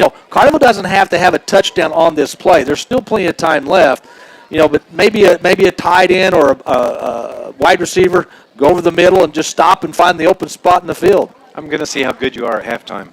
I'm going to let you cipher out my spot chart here and all the plays and see if you can read that chicken scratch. That's why you get paid more than me, my friend. Yeah. Carterville has the football at the 14-yard line, and fourth down, and it's going to be 4th and 5 for the Lions. 36.5 seconds left. Down and looks to throw. Rolls to his right. Has to cut it back up. Makes a move. Throws it out to the right side. The receiver is there off the fingertips of Townsend Barton. He was the intended receiver. That was Thomas, actually. Lance Thomas. Number 86, the tight end for the Lions. And he was open. Hornets are going to have the ball 1st and 10 with 2:27 seconds remaining here in the half. Well, down and extended the play long enough that a receiver could get open, and Thomas was in the back of the end zone in the back corner, open, but just couldn't bring it in. Carterville couldn't score with 27 seconds left, so from the 14-yard line, Nashville a chance maybe to put some points on the board here, and they've broken for a couple of big plays. They've had a 61-yard touchdown pass. Malawi takes the snap. He does look to throw. Looks to the left, but wings it out to the right side. And the receiver is run right out of bounds. As for Nashville, it was Nick Miller on the catch. And a nice job. I think it was Peyton Biddle came up and made the hit. Yeah, Peyton Biddle came from the other side of the field to make that stop. About a gain of 1 for the Hornets. 2nd and 9 now from the 15-yard line. And a timeout is taken by head coach Steven Kasuchik for Nashville. We'll take a break as well. We'll pause 30 seconds. It's 27-20. Carterville on top of Nashville here on News Radio WJPF.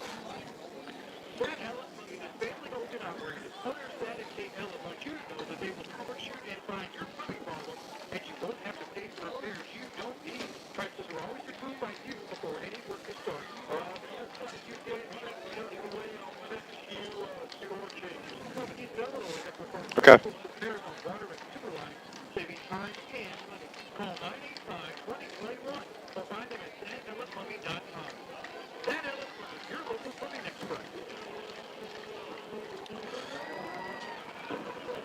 Updating another score from Southern Illinois at the half. Murfreesboro leads West Frankfort 14-0. SIU on the road this afternoon there at Missouri State, and that game just getting underway. We've yet to receive any score updates. We'll look those up coming up here on our John A. Logan halftime report here on News Radio WJPF. 20 seconds remaining. Nashville has the ball. It is 2nd down and 9 from the 20-yard line, and can Malawi do something to put some points on the board? He gives it to his running back out across the 25 where he's hit and driven into the ground about the 28-yard line. Big run. That's going to move the chains. 1st down for Nashville. Yes, only 15 seconds left. I think they're going to try to get the ball maybe another 5-10 yards before they, maybe go for the Hail Mary here at the end of the half. 1st and 10 for Nashville from the 28. For some reason, it's kind of odd that you see the linemen shaking hands as they go in at the half. We are at the half, and what a first half it was. Carterville leads Nashville 27-20. Stay with us. Our John A. Logan halftime report comes up next here on News Radio WJPF.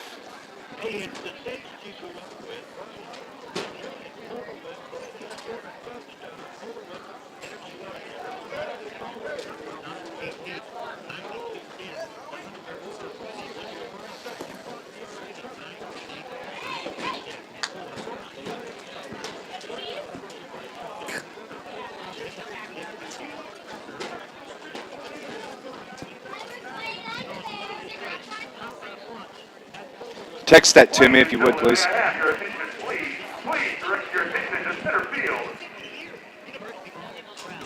where our Carterville Toms will be performing their competition routine. And right now, the Carterville Community Farmers Market is indoors.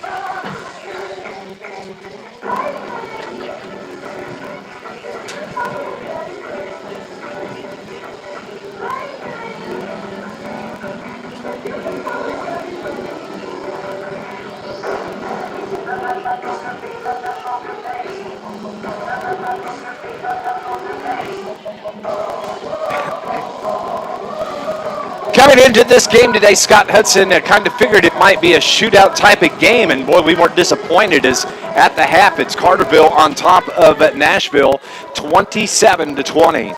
Yeah, Carterville had leads of 14-0 and 21-7, and give Nashville credit, they came back with big plays through the air to get back in this game. Carterville had a chance here late in the half to extend that to a 14-point lead, but a drop pass in the back of the end zone cost Carterville a chance to go up by that 14. But we have a very good game here. The good thing for Carterville is they get the ball to start the second half, so maybe they can get things going in the opening of the third quarter. Yeah, both teams started like they were a little bit nervous at the beginning of the game. Nashville had the first possession. They were forced to punt. Carterville got it. They were forced to punt, and then Nashville had to punt again.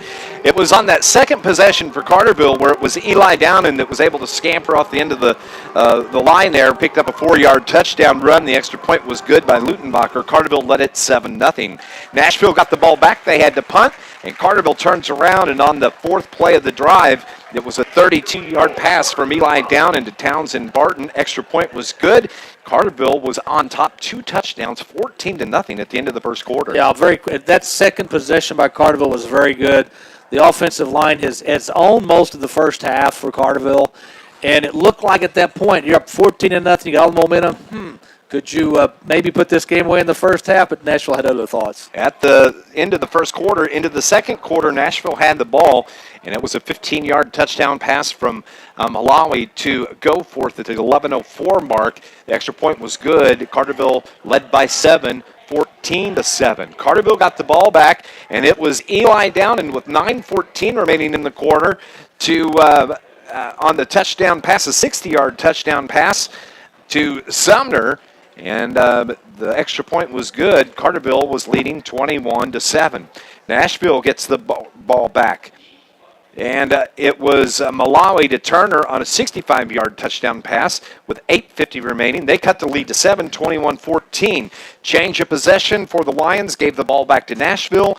A 61-yard touchdown pass Malawi to Turner. The extra point was no good, and that's Carterville was on top by 1, 21-7. Then on the ensuing kickoff, the kickoff was fumbled by Nashville. Carterville recovers it. Carterville took the kickoff, and it was a 65-yard touchdown run from Preston Sumner, and that's where we stand right now, 27-20. Yeah, both teams have had success through the air. I think Carterville's had more success, obviously, on the ground with Sumner running the football. Carterville in the second half, they've just got to find a way to not let Isaac Turner get out there in open space. Remember with Bryce Anderson being hurt, he would be out there as a defensive back. With his speed, he probably could have kept up with Turner, even though Turner's got the size advantage. But Carterville's just got to make some adjustments. Nashville's in there. They're going to try to make some adjustments. And I think as long as Carterville's offensive line can play as well as they did in the first half, Carterville, has a chance to, maybe go up by 14 at the start of this third quarter. 27-20 is our score as we're at the half. It's your John A. Logan halftime report. There's other football that took place last night, games taking place right now, and we'll bring you up to date. Plus, some postseason honors came out this week, and some Carterville Lions are being recognized for their basketball season. Stay with us. We'll continue. It's the John A. Logan halftime report here with Lions football on News Radio WJPF.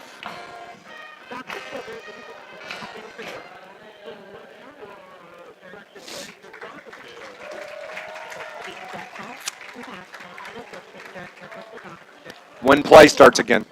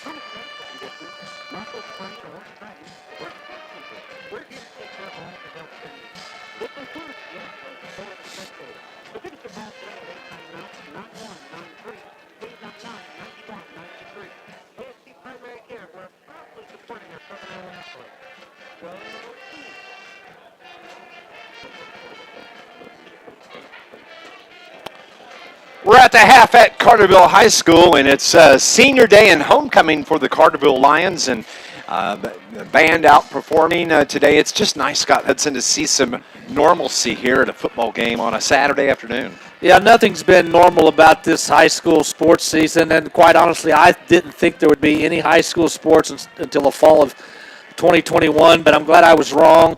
I'm glad that the seniors get an opportunity to not only play, one sport, but they get to play all sports. You still have baseball and softball coming up after football season's over, along with track.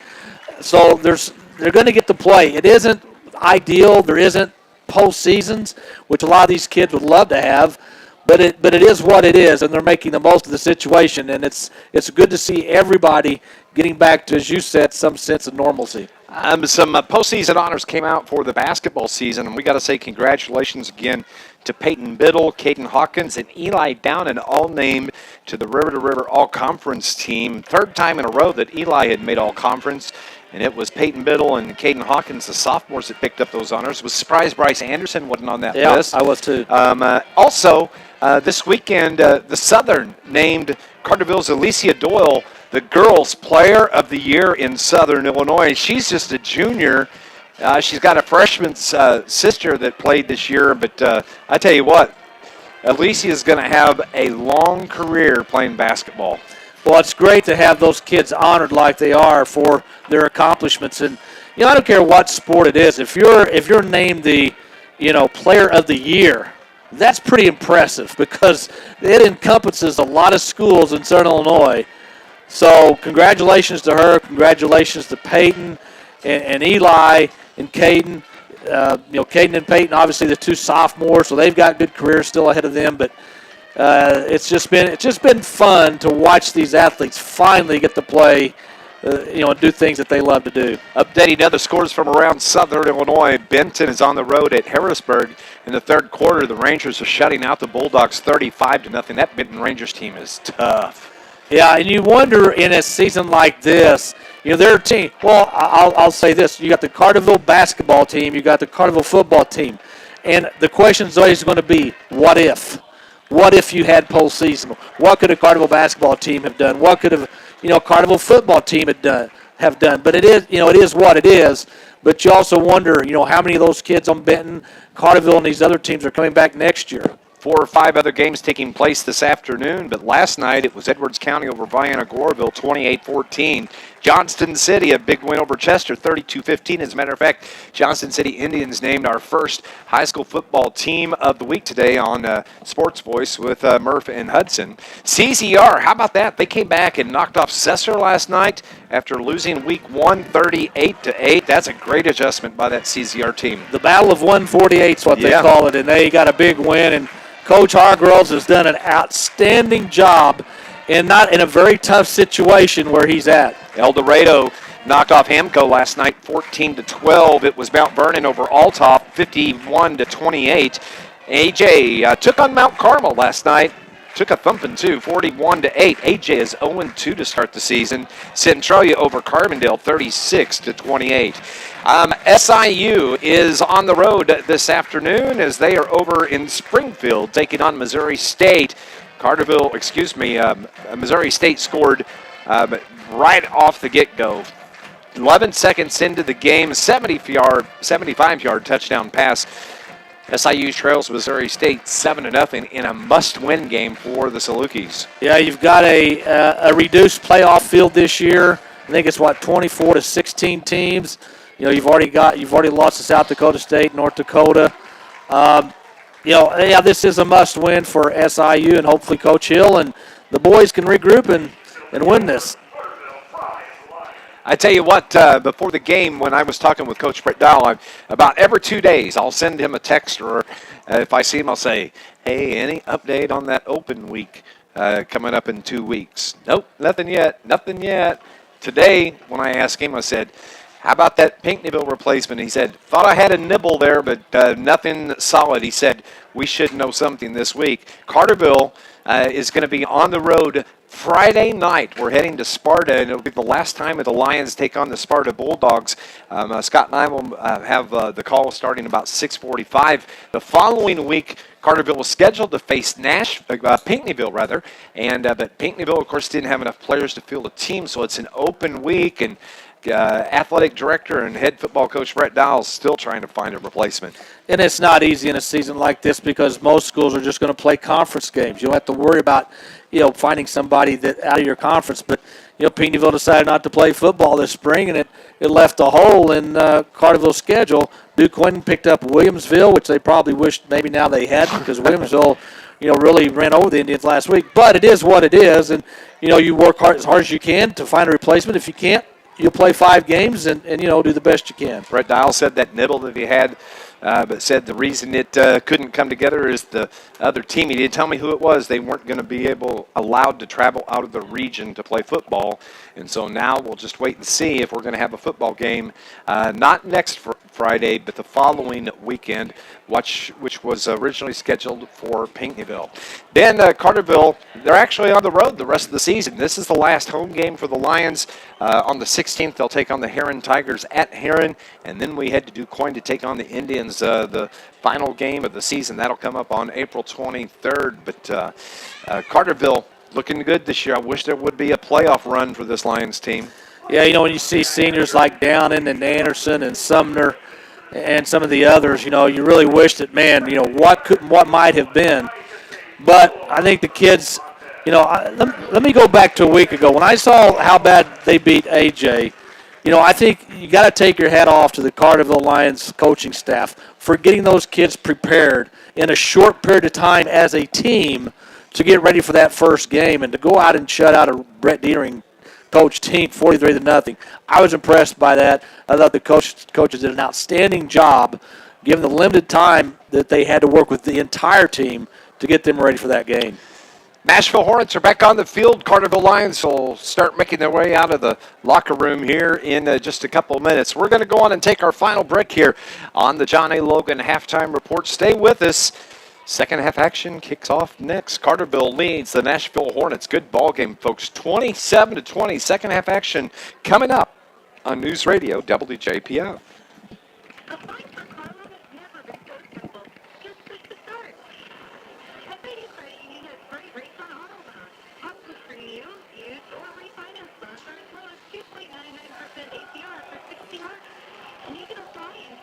Public.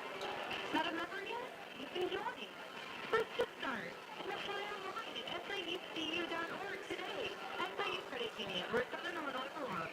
Membership required. All loans to each transferable. Issued by NCUA.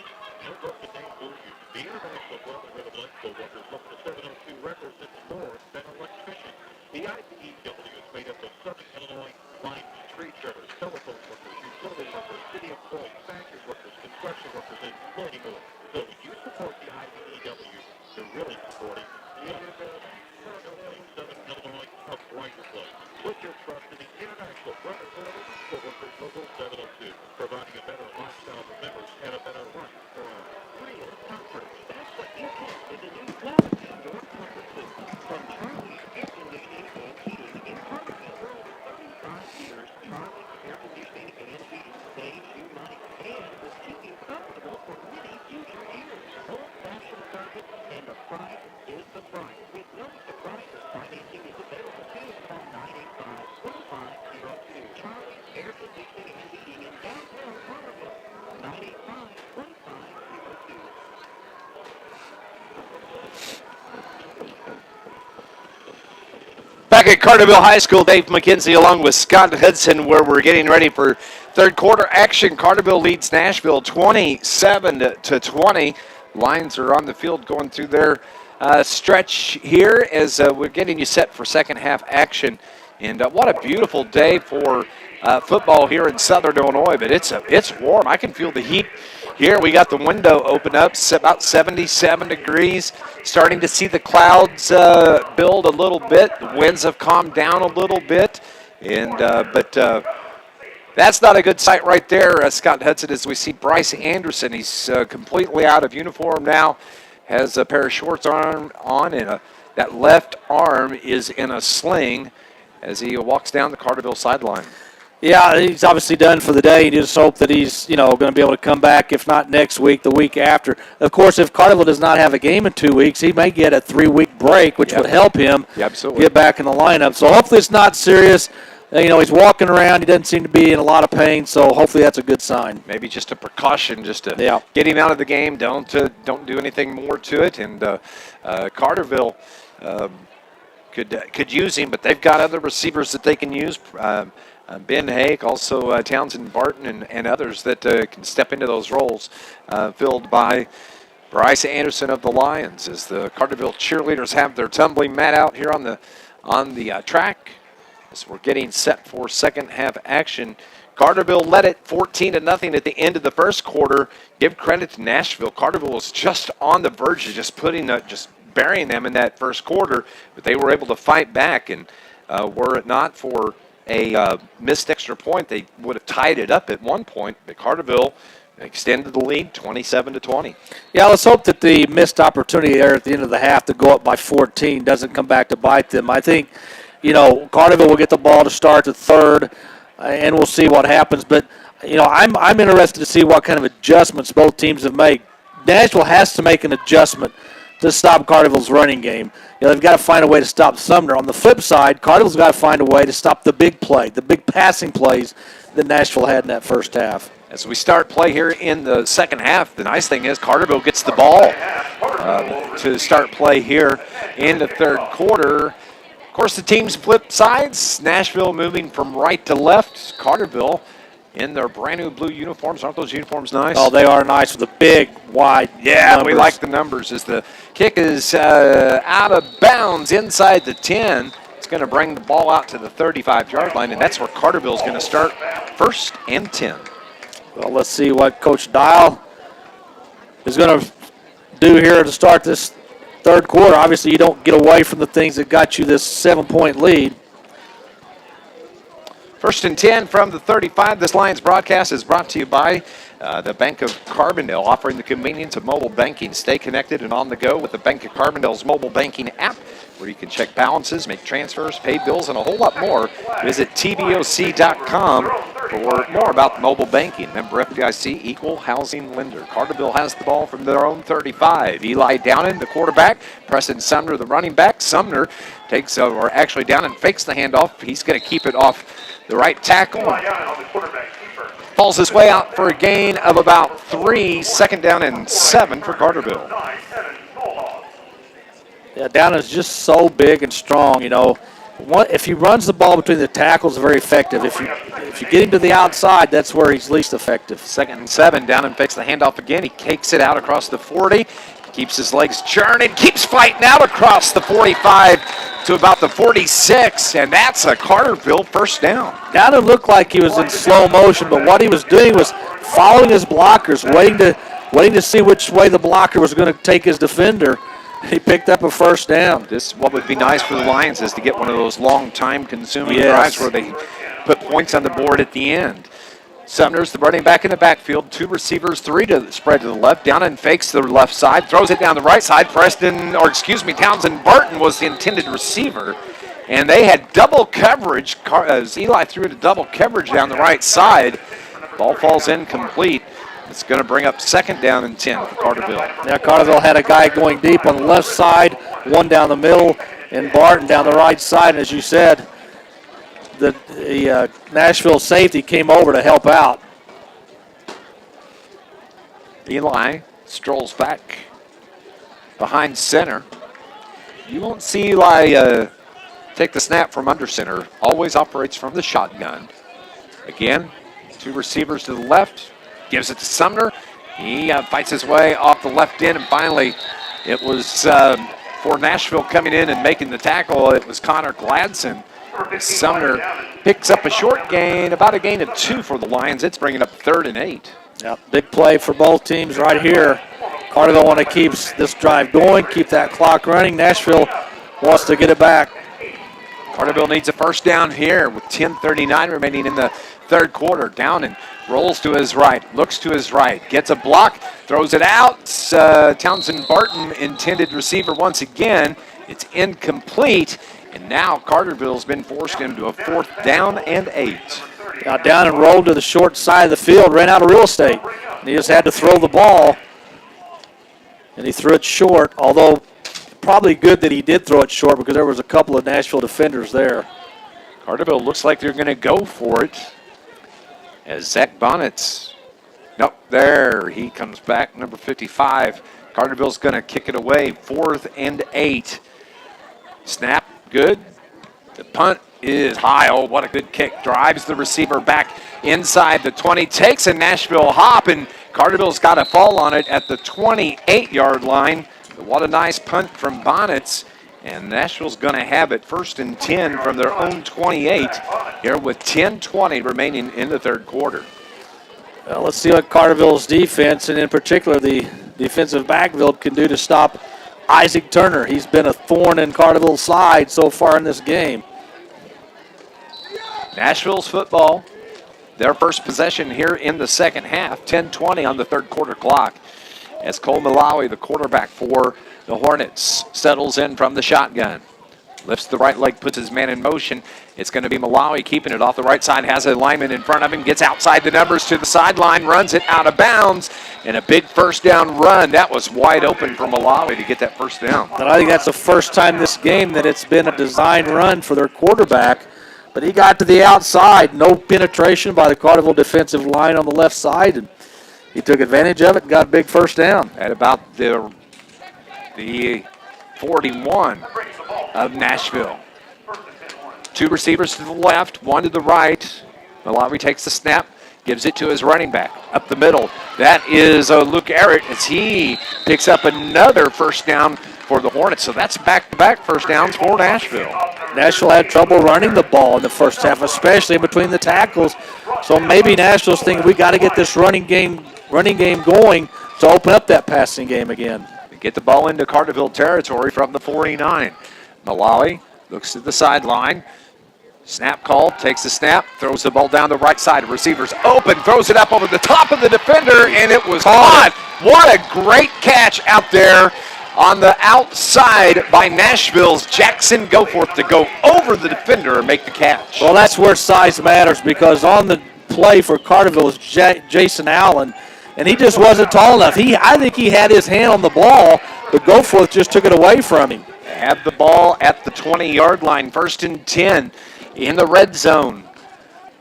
The Hornets with the football. They give it to, and it's the option, the lateral rather, to Nick Miller on the outside. Tries to cut it up inside. He's finally run out of bounds over about the 10-yard line. Runs over the yard marker in the chain gang there, but that may be enough for a Nashville first down. It is. It's going to be first, and I think Nashville could get a first down maybe inside the 1, but what a play call. Perfect time for that play call. Nashville's been having success running the ball, and then all of a sudden you just throw reverse on Carterville. 4 plays, 4 first downs for Nashville. Malawi hands it to his fullback once again. That is Arrett, and he just puts his head down, falls inside the 5 to about the 4-yard line. It's going to be 2nd and goal from the 4. 2nd and 4. 8:58 on the clock here in the 3rd. Ball's on the turf. It was fumbled by Malawi. Who's got it? The officials are going to have to come in and unpile this, but it looks like it's going to stay with the Nashville Hornets. Oh, Carterville almost caught a break there. That was almost the second unfortunate turnover for Nashville. Remember, they fumbled a kickoff deep in their own territory. That would have been a disaster to fumble there. 3rd and goal from the 4 for the Hornets. Stephen Kususik, the head coach for Nashville, gets the play in. Malawi takes the snap, gives it to his running back, cuts it up, touchdown by Connor Gladson on the 4-yard touchdown run. Nashville did almost that entire drive on the ground, something they weren't able to do in the first half. They had to throw the ball. They did it with success, but they just basically owned the line of scrimmage on that drive. 8:18 on the clock. 27-26 with the extra point. Nashville could tie this game up. A 4-yard touchdown run from Gladson for the Hornets. On to do the kicking. It is Christian Ocampo. The snap, the hold, the kick is good. We are tied up with 8:18 remaining. After the extra point, it is 27-27. Stay with us. Lions football here on News Radio WJPF.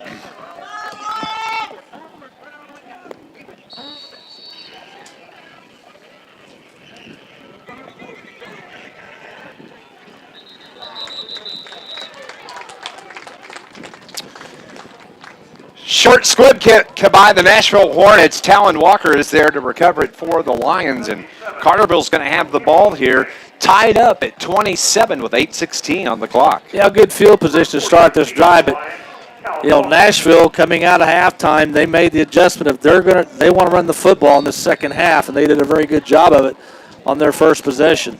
We thought this game might come down to the fourth quarter, might even come down to the last possession, and so far, it looks like that's what's going to happen. Lions have it 1st and 10 for their own 38. Moving left to right on your radio dial.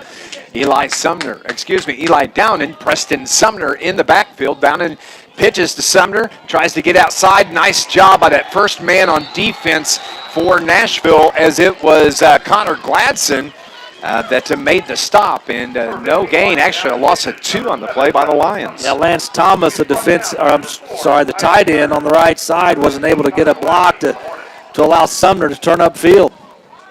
Clock rolls here in the 3rd quarter. Carterville jumped out to a 14-0 lead, but we're tied at 27 here after that touchdown, the 4-yard run by Gladson. Carterville has it 2nd down and 12.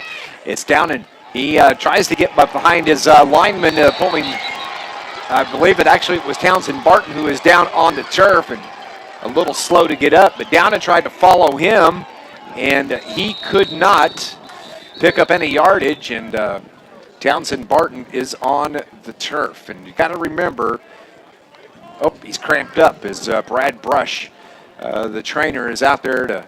It's warm. I knew that we could see some cramping be an issue here today because it's probably about 85 out on that turf. And Townsend Barton's the first one we've seen that's cramped up. Yeah, Carterville 2 negative plays. Now they got a 3rd and long, very long. But give credit to Nashville's defensive and offensive lines so far early in this third. They've dominated. This Lions broadcast is brought to you by the International Brotherhood of Electrical Workers, Local 702. Happy to have Carterville Lions sports back in action. IBEW Local 702, creating a better lifestyle for members, a better life for all. They're still working on Townsend Barton as all the players on the field taking a knee. You can see Nashville players have their water. Carterville's getting some water as well. Even Coach Brett Dial out on the field on a knee. Let's go out and take a break here with 7:27. We'll pause for 30 seconds. You're listening to Lions football on News Radio WJPF.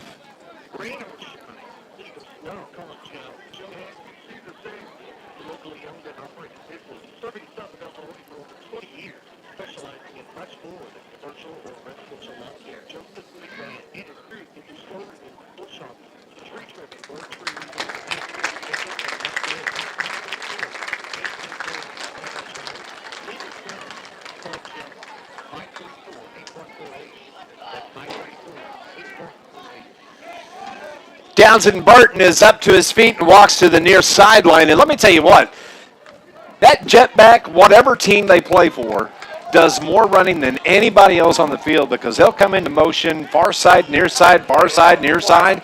And it's no wonder on a warm day like today, maybe Townsend Barton's cramped up. Carterville snaps the ball. Eli down and tries to take it off the right side. Gets out to about the 35-yard line. Still short of the original line of scrimmage, and it's going to bring up 4th down now for Carterville. Yeah, very, very conservative play call. 3rd and long, and Downer just takes a snap and just runs up the middle. So Carterville will have to punt back to Nashville. 4th and 13 from the 35. As it is Zach Bonnets that drops back to punt. He's got a heck of a leg. Look out.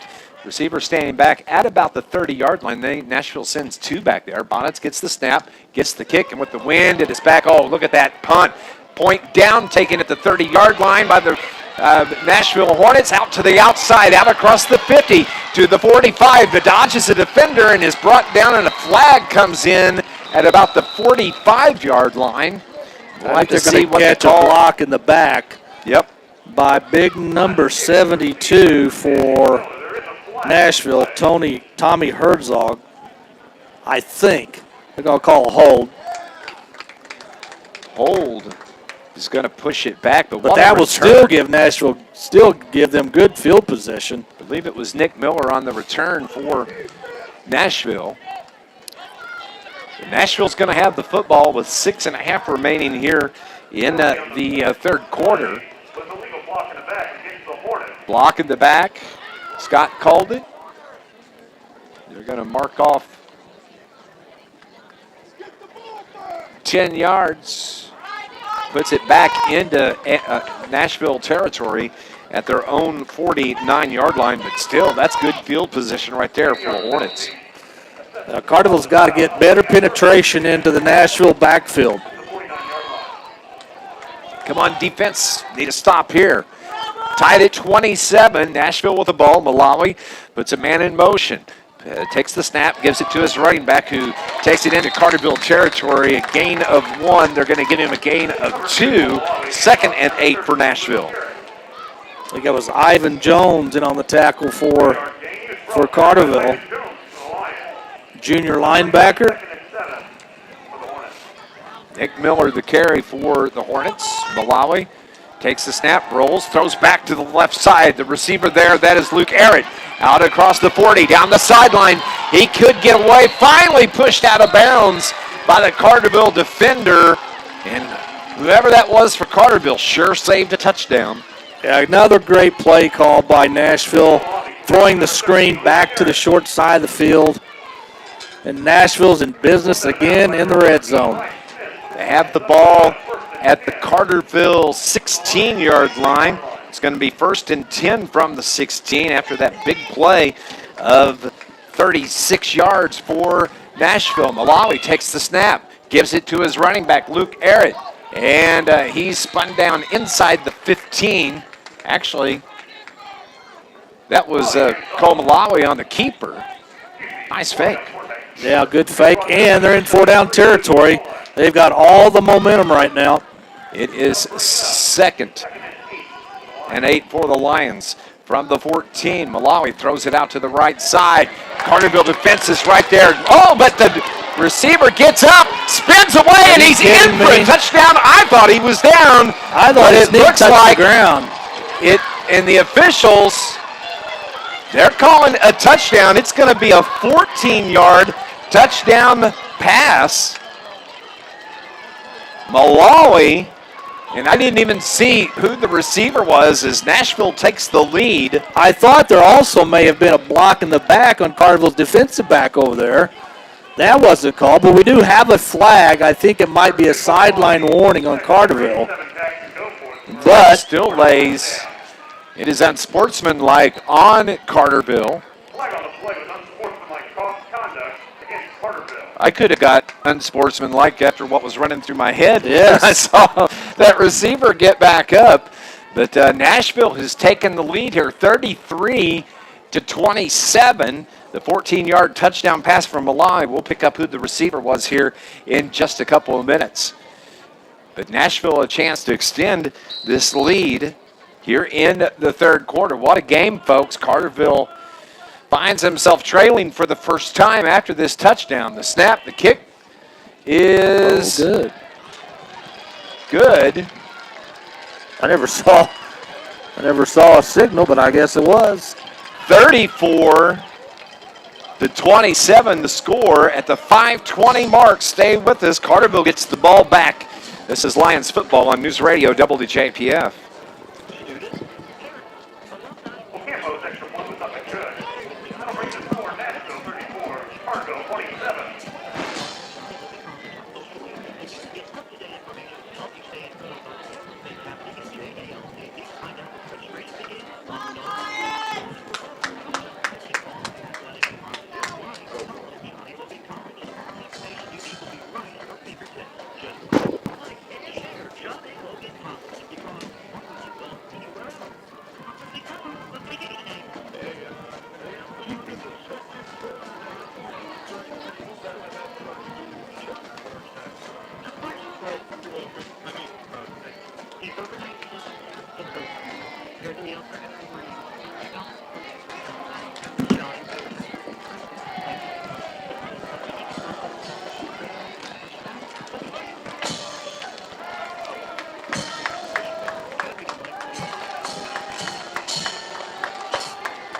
(34-27). Nashville has just taken their first lead of the game. Well, they've been the better team to start this third quarter. They've dominated the offensive and defensive lines.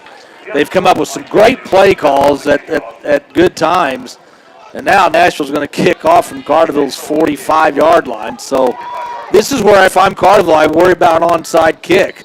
Because even if Nashville doesn't recover it, Carterville's not going to have great field position. Kickoff is after the penalty, the unsportsmanlike, it goes out of bounds, and Carterville caught a break there as they're going to have the ball on the 35-yard line to start their drive here. Truthfully, Scott Hudson, you have to say that since the second quarter, Nashville's been the better team. They have fought their way back. They were trailing 14-0 at the end of the first, but look at that now. They have the lead, 34-27. Yeah, and I think probably the biggest play in this game, or biggest series in this game so far, was when Nashville held Carterville out of the end zone late in the second quarter after Nashville had fumbled a kickoff. That was big because if Carterville scores there, they go up by 14 and have the ball to start the third quarter. So that, to me, is probably the biggest series of this game so far. Carterville's football from their own 35, 1st and 10, Downing. Looks to keep it, and he's wrapped up right at the line of scrimmage. 5 Nashville defenders right there. Eli had no place to go. and was lucky to get back to the original line of scrimmage. Yeah, Carterville's offensive line, they were about 5 yards downfield, and Nashville had about 3 guys in the backfield. That's never a good, you don't like those numbers. And what we haven't seen as of this year is looks like that Nashville defensive line starting to get the best of the Lions' offensive line, as it's Sumner that takes the handoff, and he can just barely get back to the 35. A gain of about 1 yard. We're going to call it 3rd down and 9 for the Lions from the 36. Yeah, Carterville's only down by 7. We're still in the 3rd, but I don't, Carterville's, to me, is getting a little bit too conservative right now. They need to open things up a little bit. Nashville's just pinning their ears back and coming into the backfield. I mean, they're almost daring Carterville to throw the football right now. Townsend Barton is back in at receiver. Don't forget, you've got Lance Thomas, you've got Ben Hake that are on the outside that you might see Eli Downen try to surprise the defense, and Carterville's down and keeps it out across the 35 to about the 36. Might give him the 37. Big pop put on Eli Downen by Nick Miller of Nashville. Carterville's facing a 4th down and long. Yeah, again, 3rd and long, and you're going to try to run the ball with Downen. Downen's not a guy that's going to break off that big run. And again, I'm a little surprised by the play calling. You got to keep the ball. You can't give the ball back to Nashville. And I would like to see Carterville throw over the middle. Something to the sticks. But Carterville's kind of gone a little conservative here in the 3rd quarter. Nashville has the lead, 34-27. But I think more importantly, they have the momentum. Yeah, they have the momentum, and they're going to get ready to get the ball back. As Zach Bonnets is back to punt, he stands at the 25-yard line on this 4th down to kick, and what a kick. Drives it back inside the 30, takes a Carterville hop, and it's taken on the run by the deep back, Isaac Turner, out across the 20, but man, Zach Bonnets rather, drove that ball back inside the 10, and Nashville caught a break that it was Turner could actually get a pretty good return on it. Yeah, I mean, he kicked it the good thing is he kicked it far and over Turner's head. I guess the bad thing is you can say is he outkicked his coverage, so when Turner did catch it on the bounce, he had time to turn and look and gain about, 10, 15 yards to bring it out to about the 25-yard line. That's where the Hornets are going to have it, 1st and 10. And they have the 7-point lead, 34-27 on the Lions. The ball at the 25-yard line for the Hornets, and a chance to extend the lead here on this drive. Malawi gives it to his fullback. A flag comes flying in. He's out across the 30-yard line, inside the 35 outside the 35 to about the 40. But that flag, that may be a hold on the Hornets. Usually where that's thrown, it's a hold on the offense. And that's what we have. That's the call. This Lions broadcast is brought to you by Charlie's Air Conditioning and Heating in downtown Carterville. For installs or repairs, called 985-2502. Get back to comfort this season, proudly supporting Carterville Lions. You can turn your air conditioner on today, and you're going to need your heat in about 2 days. Yeah, it's because a couple, 3 days, we're going to have a possibility of frost. Yeah. So Charlie's is named appropriately Air Conditioning and Heating. I like that. It's a 10-yard penalty. It's going to be 1st and 20 from the 13.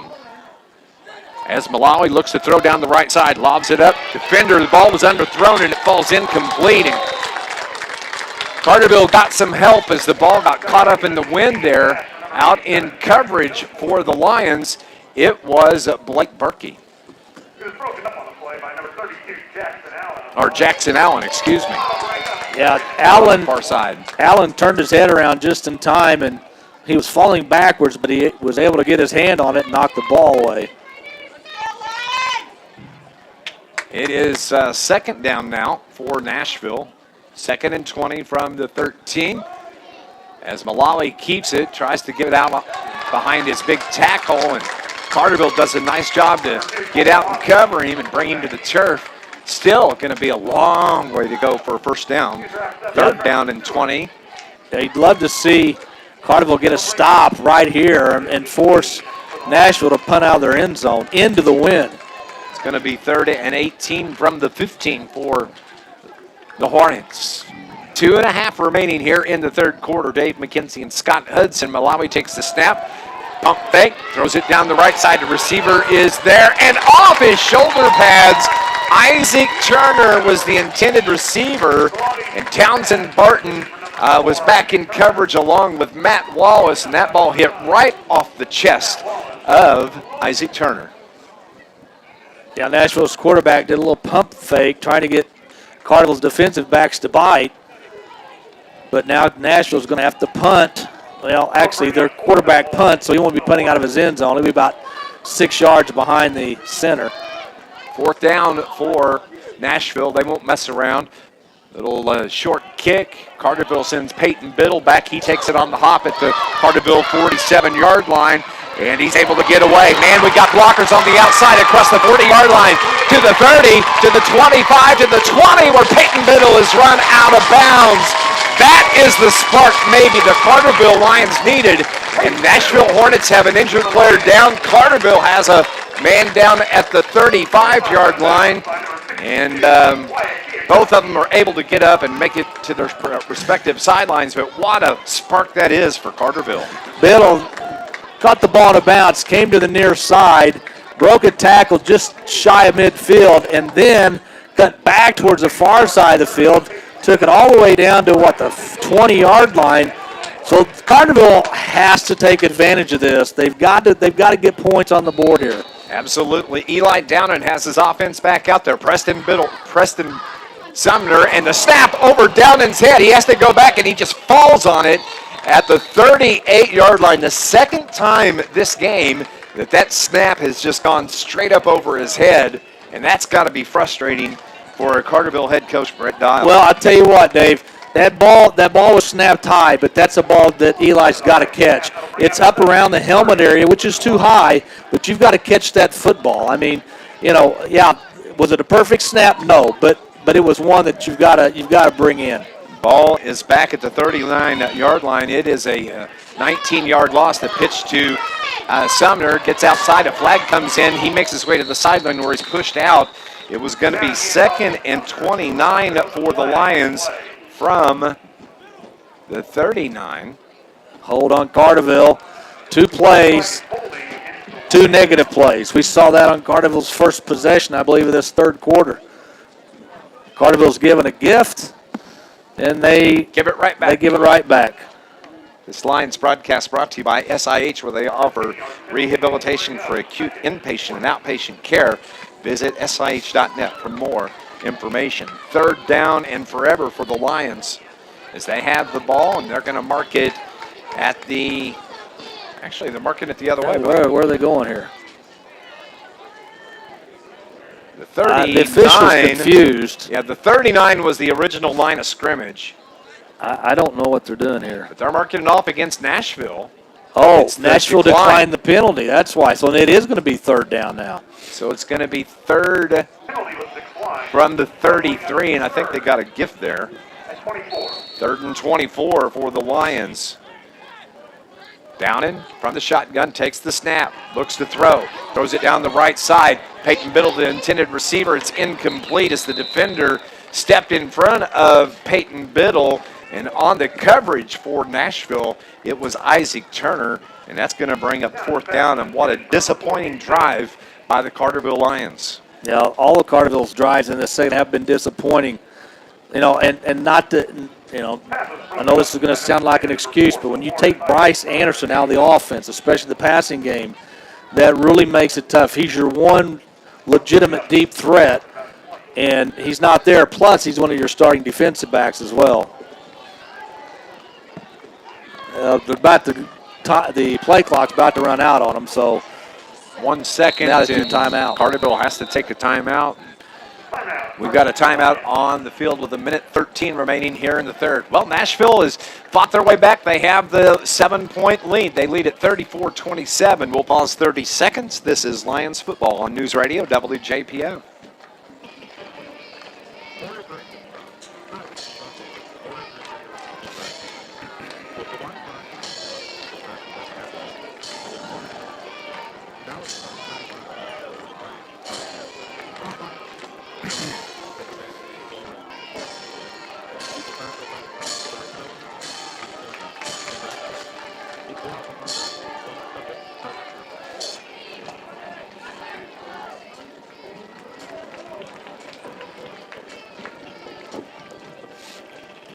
This Lions broadcast is brought to you by the Sparta, and the Lions are going to take on the Sparta Bulldogs for the last time ever in conference play, as Sparta is going to move over to the Cahokia Conference starting next year. But 3 road trips in a row. It's not raining or snowing or lightning, because we know where we're going to be. On the outside. Yep. We'll just leave it at that. Yep. Minute 13 remaining here in the third. Lions quarterback Eli down and looks to throw. Throws it down the middle. Receiver is right there, but just off the fingertips of Jackson Allen, who was the intended receiver. Also, Preston Sumner was there. But and also it looks like Zach Rice was out there for the Lions as well. 4th down on that 4th down throw, and it's going to give the ball to the Nashville Hornets. Now, remember, that Carterville drive started at Nashville's 20. And just, again, the offense implodes and could not take advantage of the nice return by Peyton Biddle. 1st and 10 for the Hornets from the 33-yard line.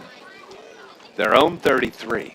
Malawi takes the handoff, or the snap, throws it out across the middle, hits his receiver, that's Jackson Goforth, out across midfield to the 46-yard line, and Nashville's going to move the chains. So Goforth's a big tight end. And one thing Nashville has done in this game, they've isolated their best players one-on-one on the outside, and that's one reason why they have this lead. Goforth is a big guy. The senior wide receiver.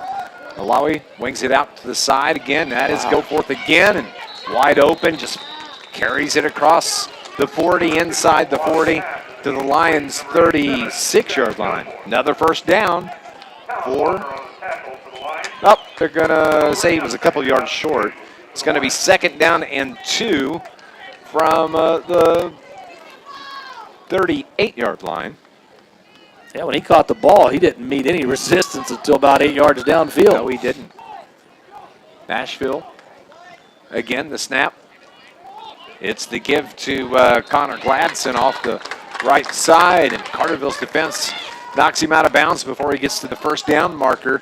Little to no gain at all. It's going to remain 3rd down and 2 for the Hornets. Yeah, good play by Cordes, the sophomore defensive end, who I thought had a really good first half.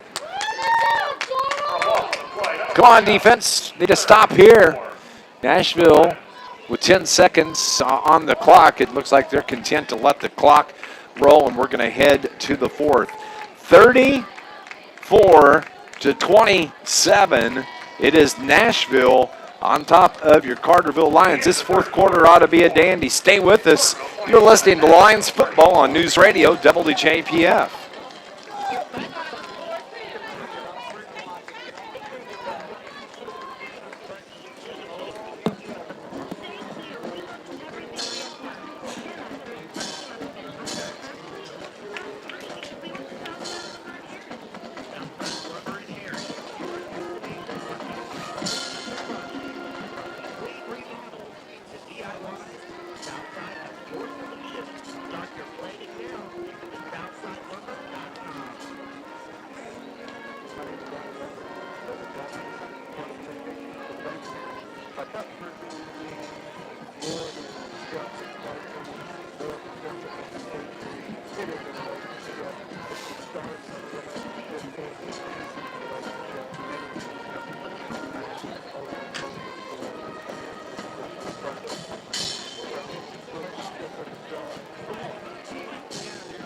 Okay.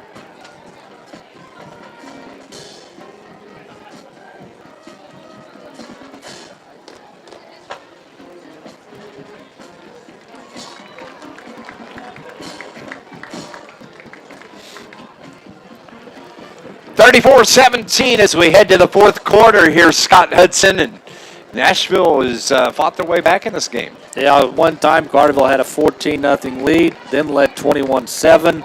Had a chance to go up by 14 before half and didn't, and it's been all Nashville in this 3rd quarter. They got the ball with a minute 7 left in the 3rd quarter. They have it now at the Carterville 38-yard line. They give it to the running back. That is Gladson, who falls out near the 30-yard line. That's going to move the chains, giving the Hornets a first down. Yeah, their offensive line, I mean, you got to give credit to them. They have really stepped up in the second half. I thought Carterville dominated both sides of the line of scrimmage in the first half, but it's been all Nashville here.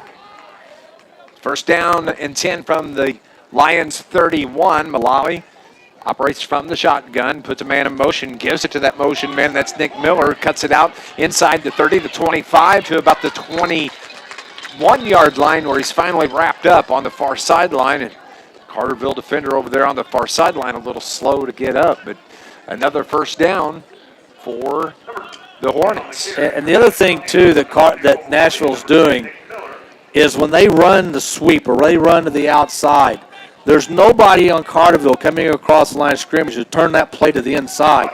Nashville's having a very easy time of getting to the edge and turning upfield. Ball was marked at the 22, so it's a yard short of the first down. 2nd and 1 for the Hornets. Malawi drops back, looks to throw, throws it across the middle. Receiver wide open, touchdown. Jackson Goforth once again. The 22-yard touchdown pass from Malawi to Jackson Goforth.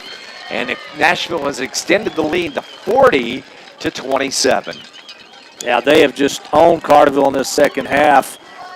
And Nashville's quarterback, as I said earlier, he's had all day to throw the football when he has thrown. And at some point, you've got to get pressure on the quarterback to make him either throw early or, flush him out of the pocket. 10:55 remaining.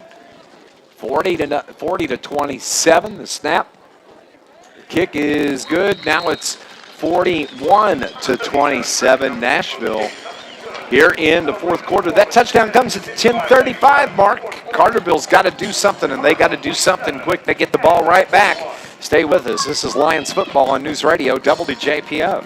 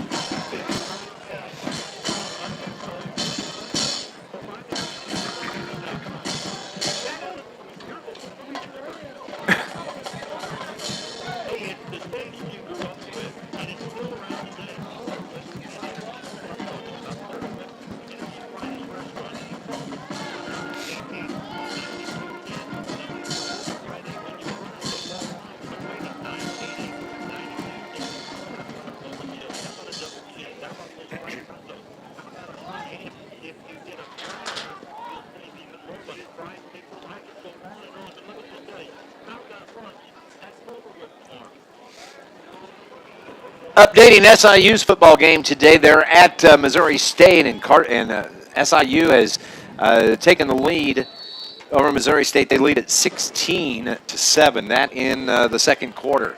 Nashville kicks away. Carterville's return man on the far side. That was Zach Anson over on the far side. Bobbled the kick, but he's able to fall on it, and Carterville is going to have the football 1st and 10. Well, the one thing Nashville has done now by opening up this 14-point lead, they've made Carterville's offense very predictable. I don't think Carterville can just run.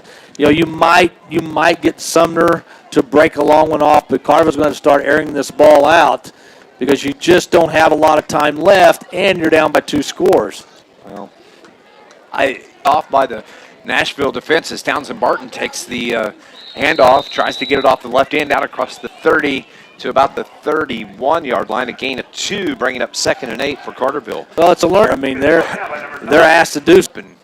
Comes to the sideline, doesn't seem like he's too happy about how he was brought down, but he's going to walk it off and head right back out on the field. Yeah, I'd like to see Preston on a play like that. When he knows he's running out of real estate, just turn it up. Run somebody over and try to get that first down. It's going to be 3rd down and 2 from the 36-yard line.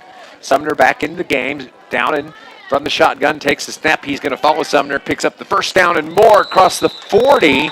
And that's a much-needed first down for the Carterville Lions. Still over 9 minutes to go, but Carterville can't have one of those long, time-consuming drives here. they've got to score as quickly as possible. 1st and 10 from the 40. Downen has his troops out there. Takes the snap. Looks to throw. Wings it out on the far side. Brayton Biddle there with the catch across the 45 to about the 46-yard line. It's going to be short of a first down, but to bring up 2nd and short. Well, if you have if you have 2 wide receivers on one side of the field and one goes deep, that should open up that middle, that 6 to 7 yard pass like that one did. 2nd and 4 from the 46. Gain of 4 on that toss. Downen gain of 6. Gives it to Sumner. Out. Puts his head down and runs over that defender to pick up the first down. That's how you do it, Preston Sumner. Right there. First down, Lions.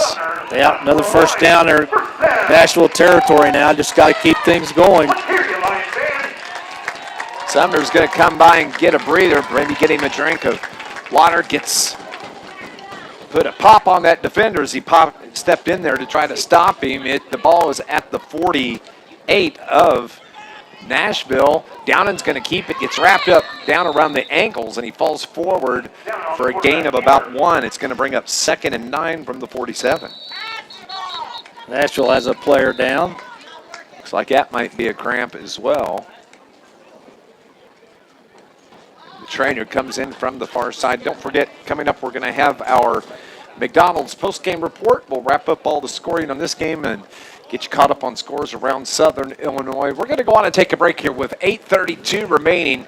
Carterville trails Nashville 41-27. This is Lions football on News Radio WJPF. University Hall in Carterville has been part of the Carterville Lions for nearly 50 years. University Hall is proud.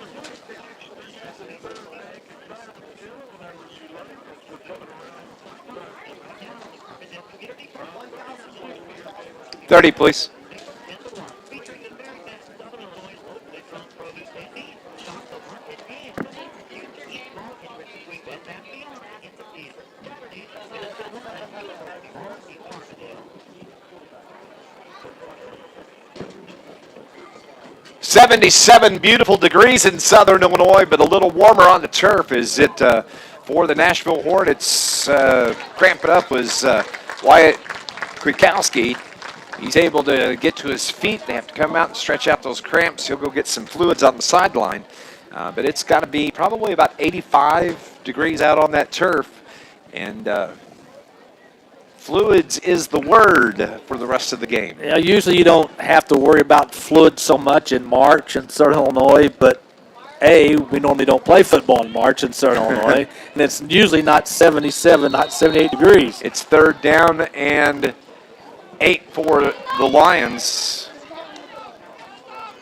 from the 46-yard line. It's the give to Carterville, running back fighting their way out, enough for the first down. On the carry, it was Nick Dawson. First down for the Lions. Yeah, big run by the senior Dawson to get another first down, get Carterville a little bit closer. Ball sets at the 37-yard line, the 3rd first down. This will be the 9th play of the drive for Coach Brett Dial and his Carterville Lions. The Lions need some points. They trail at 41-27. Downen takes the snap. He's going to roll to his right. Going to look to keep it as the blocking breaks down. And Nashville's defense is able to get out and pop Downen at about the 40-yard line. They're going to actually mark it at the 39-yard line, so a loss of 2 on the carry. Yeah, when Downen runs to the outside, he normally doesn't pick up yards, and it's not his fault. But, again, he's better between the tackles, using that big body of his, and, he just doesn't have the speed to get to the outside. We have a timeout on the field. It's an official's timeout. As got to get a substitution coming into the game for Nashville. Big number 68, Owen Dunn, checks in. Not sure why they called the timeout, but nonetheless, it is 3rd and 12 from the 39. Down and swing pass to Preston Sumner, and he's brought down. Man, they just sniffed that one right out. Nice job defensively for Nashville. It was Buzz Ritzel getting out and bringing Sumner down. Yeah, Carterville in this second half has been very obvious that Nashville has keyed on Sumner and Downen, and they're just daring Carterville to to have somebody else step up and make a play. And, Carterville's going to have to, get some other players involved offensively. And right now they're going to have to do it through the air. Loss of 5, so it's going to be 3rd down and 17. Carterville needs a first down desperately here. Don't let this pitch stop, but it's the pitch to Sumner, cuts it back up inside. He can't get any further than the 40-yard line. And now Carterville has a 4th down. They're going to go for it with 6:27 remaining, but, man, just no confidence in the passing game apparently for the Carterville Lions. Yeah, I just very, very surprised at how conservative the play calling is because, as I said, they're going to key on Sumner. They're going to key on down, and this plays right into Nashville's hands. They want Carterville to run the football because they've got the 2-touchdown lead and the time's on their side. 4th and 12 for the Lions. Down and rolls to his right.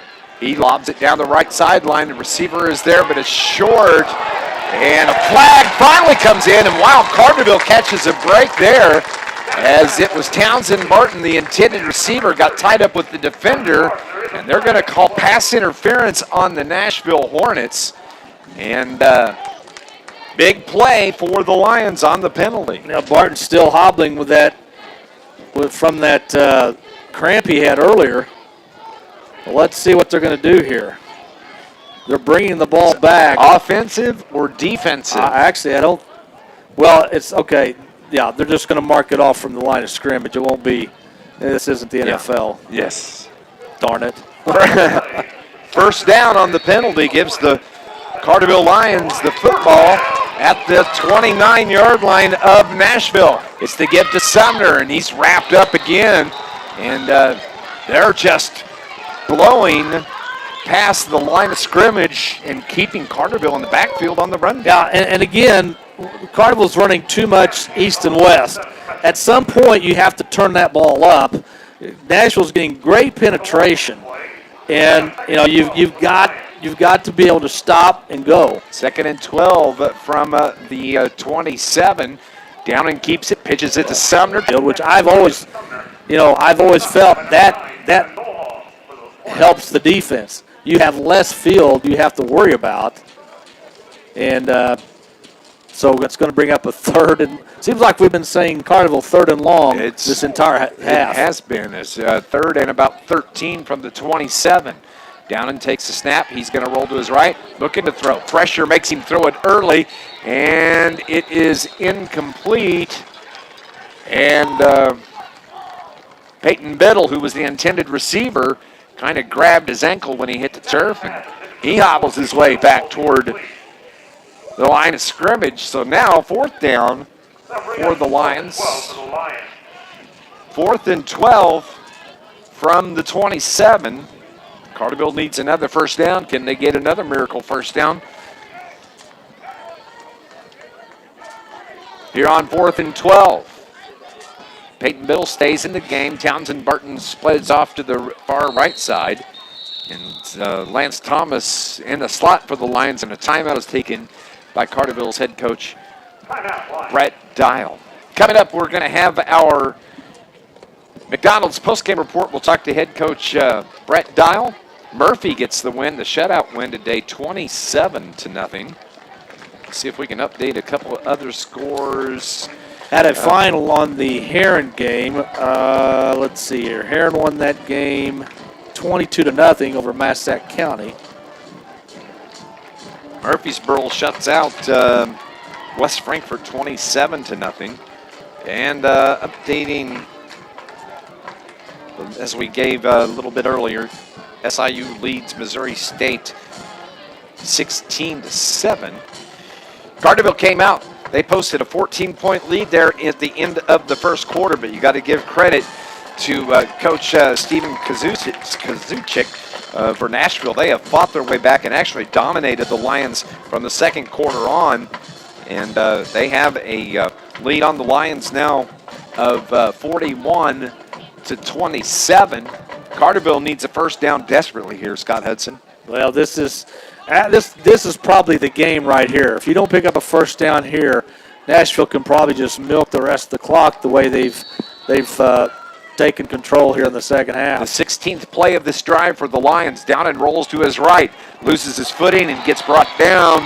And that's going to give the football right back on the change of possession to the Nashville Hornets. And this has been a tale of two halves for the offensive line for Carterville. I mean, they've just been dominated in the second half.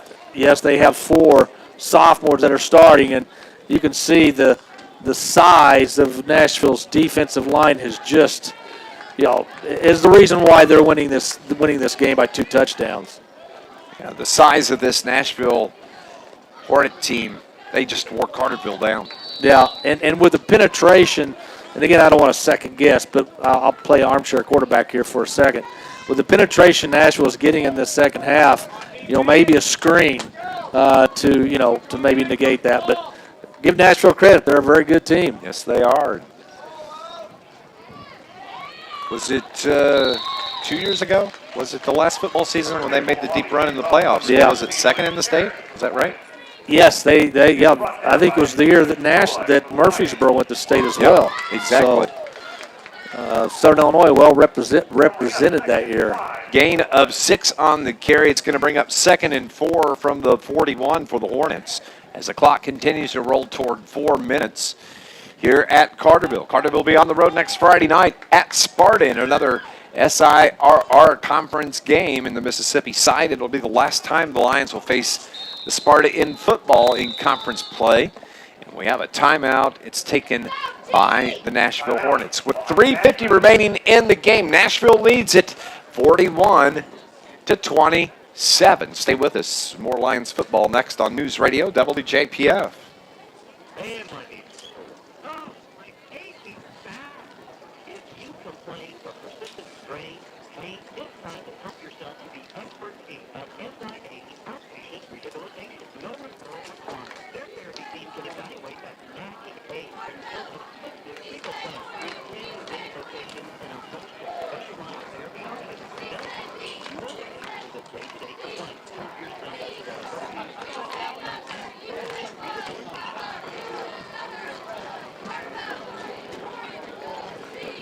(41-27) with 3:50 remaining here in the game. The Nashville Hornets in control of the Carterville Lions as they fought their way back, trailing it 14-0 at the end of the first quarter. But they have the lead and the ball on with the Lions here. 3:50 remaining, and you got to give it credit to the Nashville Hornets. They played a heck of a game from the second quarter on. Well, they've played just about error-free from the third quarter on. The snap and the give to the running back, cuts it to the outside for the Hornets with the carry. That was Luke Errett. He picks up about a yard, going to bring up 3rd down and about 3 for the Hornets. And I believe Carterville only has 1 timeout left, so that's not in their favor. Boy, a turnover here would be big. It's going to be 3rd down and 2 as they give 2 yards on the carry. And for the first time, Nashville goes to a huddle here with 3:17. They're going to slow things down. And the play clock down to about 7 seconds, taking their time. 3rd and 2. The snap, the give, once again to Errett, and he's wrapped up by that Lions defense. It looks like big Luke Smolak was right there wrapping up the running back as he come across the line of scrimmage. It's going to be short. No gain. Actually, they're going to give a gain of about 1, and it's going to be a half-yard short. 4th down and 1 for Nashville. Yeah, 1st down here, and you can wrap this one up for Nashville because they can just basically run out the clock from here. 2:35 remaining in the contest. Nashville comes to the line of scrimmage. Malawi steps back, 5 seconds on the play clock. Takes the snap, gives it to his running back. That is Connor Gladson. Falls forward, gets the 1st down. And that's going to do it for the Carterville Lions with 2:15 remaining. Ball at midfield right at the 50. 1st and 10 for the Hornets. Great start for the Lions in this game, and as I said earlier, this has been a tale of 2 halves. I mean, Carterville really looked like the better team in that first quarter. And give Nashville credit. You know, they didn't panic. They didn't get flustered. They just came back and showed why they're one of the best teams in Southern Illinois. Minute 45 as the ball is snapped. Running back Connor Gladson falls forward for a gain of about 3 yards. It's going to bring up 2nd and 7 for the Hornets. And the ball is in Carterville territory at the 47-yard line.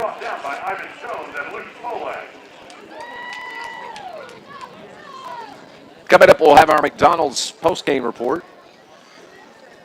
We'll run through all the scoring here in this game, get you caught up on scores from around Southern Illinois, and get you set for next Friday night as the Lions hit the road at Sparta. The following week, off week so far, could see a game scheduled for the Lions. That was supposed to be the Pinckneyville game. So we'll find out if Carterville's able to schedule somebody in that slot. But then to wrap up the season, Scott Hudson on the road at Heron, on the road at DuQuoin. Yeah, you know, a couple of big games there at the end of the season. You know, the cross-county rivals and Heron. You know, Carterville and Heron have played some dandy ball games over the years, and Carterville's always come up on the short end. And Carterville would love to go over there and ruin I think, what might be their senior night. And then DuQuoin, you know, they're DuQuoin. I don't care if they did get beat bad last week. They're still a very good team. Be the final play of the game for the Hornets as they kneel down, and that's going to be the final score. The Nashville Hornets come from behind, and they beat the Carterville Lions today soundly in the second half, 41-27. Congratulations to Coach Steven Kasuchik. The Nashville Hornets on the win. Stay with us. Your McDonald's postgame report is coming up. You're listening to Lions football on News Radio WJPF. For our senior football players and all of our senior athletes.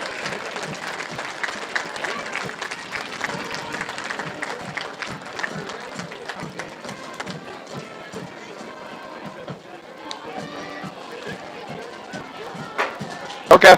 Ladies and gentlemen, stick around, and here shortly we will have our homecoming coronation.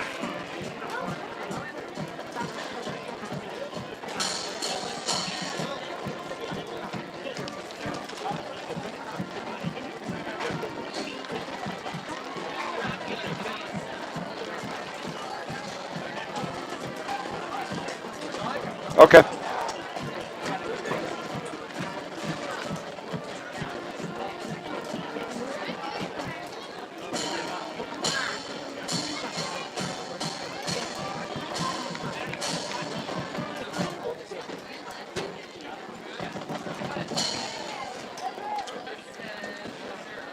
(41-27) the final score. The Nashville Hornets come back and dominate the Lions in the second half, and they move to 2-0. Carterville sees their record go to 1-1. Scott. Yeah, great start for Carterville. You know, they got out to the 14-0, then 21-7 lead, had a chance to go up by 14 at half, and to me that was the turning point in the game when Carterville dropped a pass in the corner of the end zone before half, and then Nashville just dominated the second half on both sides of the ball. They just played very well.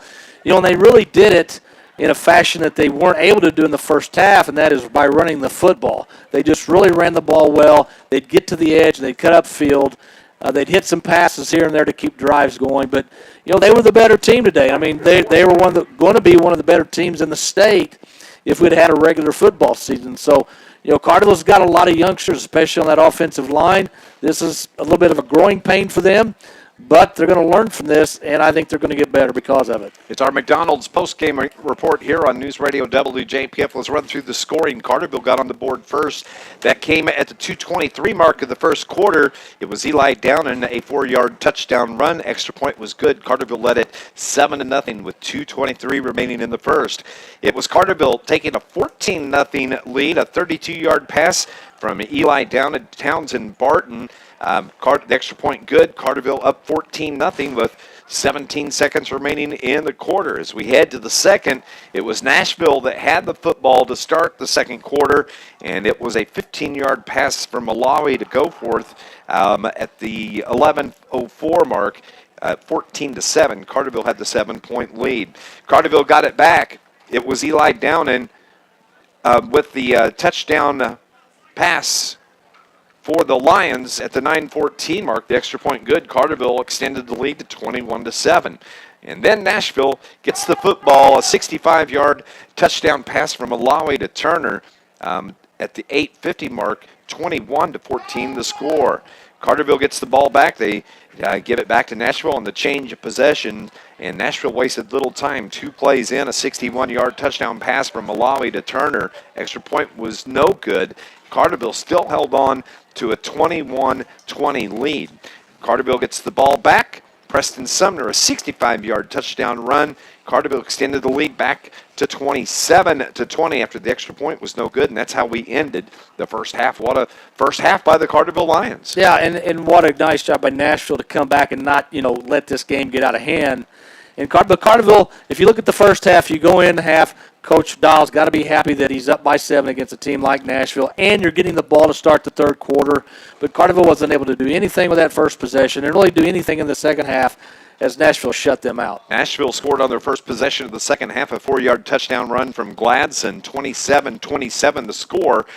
Nashville then scored again, a 14-yard pass from Malawi to go forth at the 5:20 mark, and that made the score 41-27, 34-27, and then Nashville scores again in the fourth quarter. Malawi to go for the 22-yard pass, 41-27, the final score, and that's how we end it. Carterville's on the road next Friday night. We're going to continue here on our postgame show. Hopefully have a chance to talk to Coach Brett Dial. Stay with us. It's the McDonald's postgame report here on News Radio WJPF. Rain or shine, sleet or snow. You see him? Specializing in much more than commercial or residential landscaping. And it is true, new stores and bush homes, tree trimming, orange tree removal, landscaping maintenance, and much more. Call 534-8148, rain or shine, sleet or snow. Call Joe, 534-8148. That's 534-8148. Primary care in Marion, proudly supporting our Southern Illinois athletes. Here to treat all of your primary care needs. From chronic medical conditions or acute illness or injury, we take appointments. In most cases, same-day appointments available and walk-ins accepted. We treat infants or elderly, athletes to the sports enthusiasts, or even the couch potatoes. Give us a call today at 899-9193, 899-9193. ASC Primary Care in Marion. Dave McKenzie, Scott Hudson on our McDonald's post-game report here. And coming up in just a few minutes, Scott and I will name our Joe's Lawn Care and Snow Removal Star of the Game. Coach Brett Dial joins us here on our post-game report. Coach, that was a tale of two halves for your Carterville Lions. Thought you played really well in the first half, but you got to give credit to the Nashville Hornets. They just kind of wore the Lions down. Oh, absolutely. Their experience. They were in the 2A finals last year, and they've been in a lot of big games, a lot of tight games, and I think they leaned on their experience there. They didn't panic when we got them down, and just kept pounding away at us a little bit. And I thought our first half we played as strong as we can. Second or third play of the game, we lose our biggest playmaker on offense, and Anderson, and that hurts the playbook badly. I mean, we still have some guys we can throw to, but I think he had 240 against him last year, and I know that they had some game plans for him, and we were hoping to use him in some decoy roles and things of that nature. And then when we lost him before we even had an offensive snap, some of the things that we were going to try to do were immediately out. But that doesn't matter. We still scored 27 points in the first half and had a chance to punch one in there before the half with the ball coming out. I thought that was kind of the difference. If we punch that one in right before the half, we go up by 2 possessions, and it's our ball. And I think that we have a chance to get a little bit of separation, but we didn't get that done, and then didn't really come out of that locker room very good at all. Lacked a lot of energy, and they were drained. They were gassed, and I don't know necessarily why. It's hot for this time of year. I mean, it's not August, it's not August, but, they're just not used to that. And even our one-way guys were really hurting. So, I don't want to overanalyze. But it's a good football team we played. I thought we played them great for 24 minutes, but unfortunately you have to do it for 48. Yeah, Coach, you kind of alluded to what I was going to ask you about. I thought, anytime you win or lose a game, you can look at one play, one series here or there. That's probably the difference. And I thought not getting in the end zone right before half was big because if you catch the ball in the end zone, you're up by 14, and you get the ball back. Yeah. So you took all the momentum. In the second half, it looked like that they were so focused on Eli and Preston, they were going to make sure that those two didn't beat them in the second half. Sure, and they realized that we were a little bit limited in what we could do. Losing Anderson, he's a very good player. I mean, he's one of the top receivers in Southern Illinois, and losing that threat on that one side of the field definitely hurt us a little bit. So they're able to widen their outside linebackers. We didn't block very well in the perimeter, and we knew that we'd had to get their outside linebackers blocked today, and we didn't get it done. And I give them credit. I mean, they're good players. They're a good These are guys team. that, this isn't, this is a good team. Nashville's a very, very good football team. They do a lot of stuff. They're as difficult of a team to prepare for defensively as I've seen in 20 years. So they were in the state finals last year for a reason. Next week, first road trip. It's actually Carterville's looking to wrap up the season on the road, the final three probably. Well, it could change, but thoughts heading as far to next week and what you need to do this week? It'll be a little bit of a quick turnaround. We're going to go from a Saturday game to a Friday night game, which, after a physical and exhausting game. So we're going to need tomorrow to recover, and we're going to need a lot of Monday to recover as well. So we're only going to have a couple days really to prepare, but, we're going to really work on, our core. Our core plays and try to make sure we continue to get fundamentally sound with things that we have to be able to run against anybody that we play. Those are the things that you have to lean on when times are tough, and we weren't able to get a couple of them executed quite right today, and we're going to fix that next week. How serious is Anderson's injury? It's hard to say. I really don't know, to be honest with you. I haven't had a chance to talk a whole lot with the trainer, and obviously we're going to be extra precautionary at this time of year with him, and so I really can't answer that question. I don't know. Coach Fred Dial joining us here on our McDonald's postgame report. Thanks, Coach. Thank you, guys. Talk to you this week. All right, man. I appreciate it. Final score here from Carterville today. The Nashville Hornets come from behind. They beat the Lions 41-27. You got to give Nashville credit, just like Coach says. They got down early. Scott Hudson trailed by 14 at the end of the first, but buckled down, put the Lions away, and get the win. They're 2-0 now.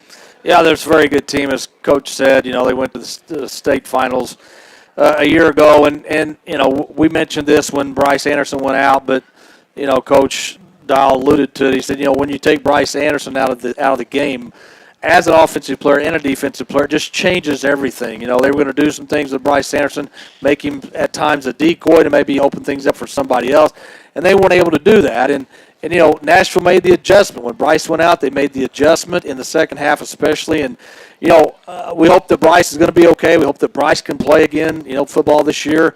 It obviously looked like a shoulder. But give Nashville credit. They didn't panic. They didn't get flustered. They just came out in the second half and dominated. We need to name our Joe's Lawn Care and Snow Removal star of the game. And I tell you what, you could go about three different ways. You could go with quarterback Cole Malawi of Nashville. You could go to Turner. You could go to Goforth.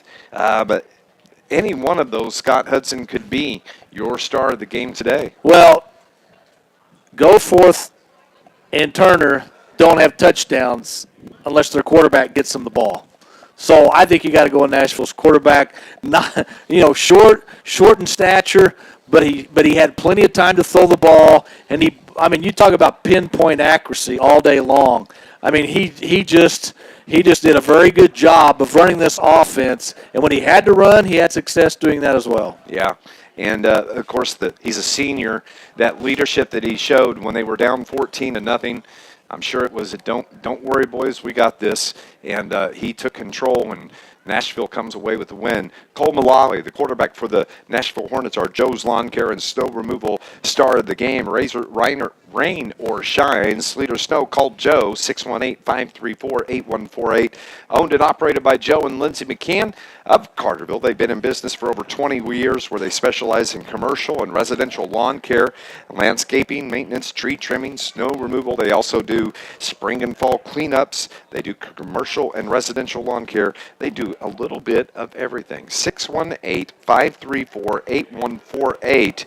For Joe's Lawn Care and Snow Removal, rain or shine, sleet or snow, call Joe Komalawi, our Joe's Lawn Care and Snow Removal star of the game. Scott Hudson, we hit the road on Friday night at Sparta. Friday night, an opportunity to get back to a winning streak.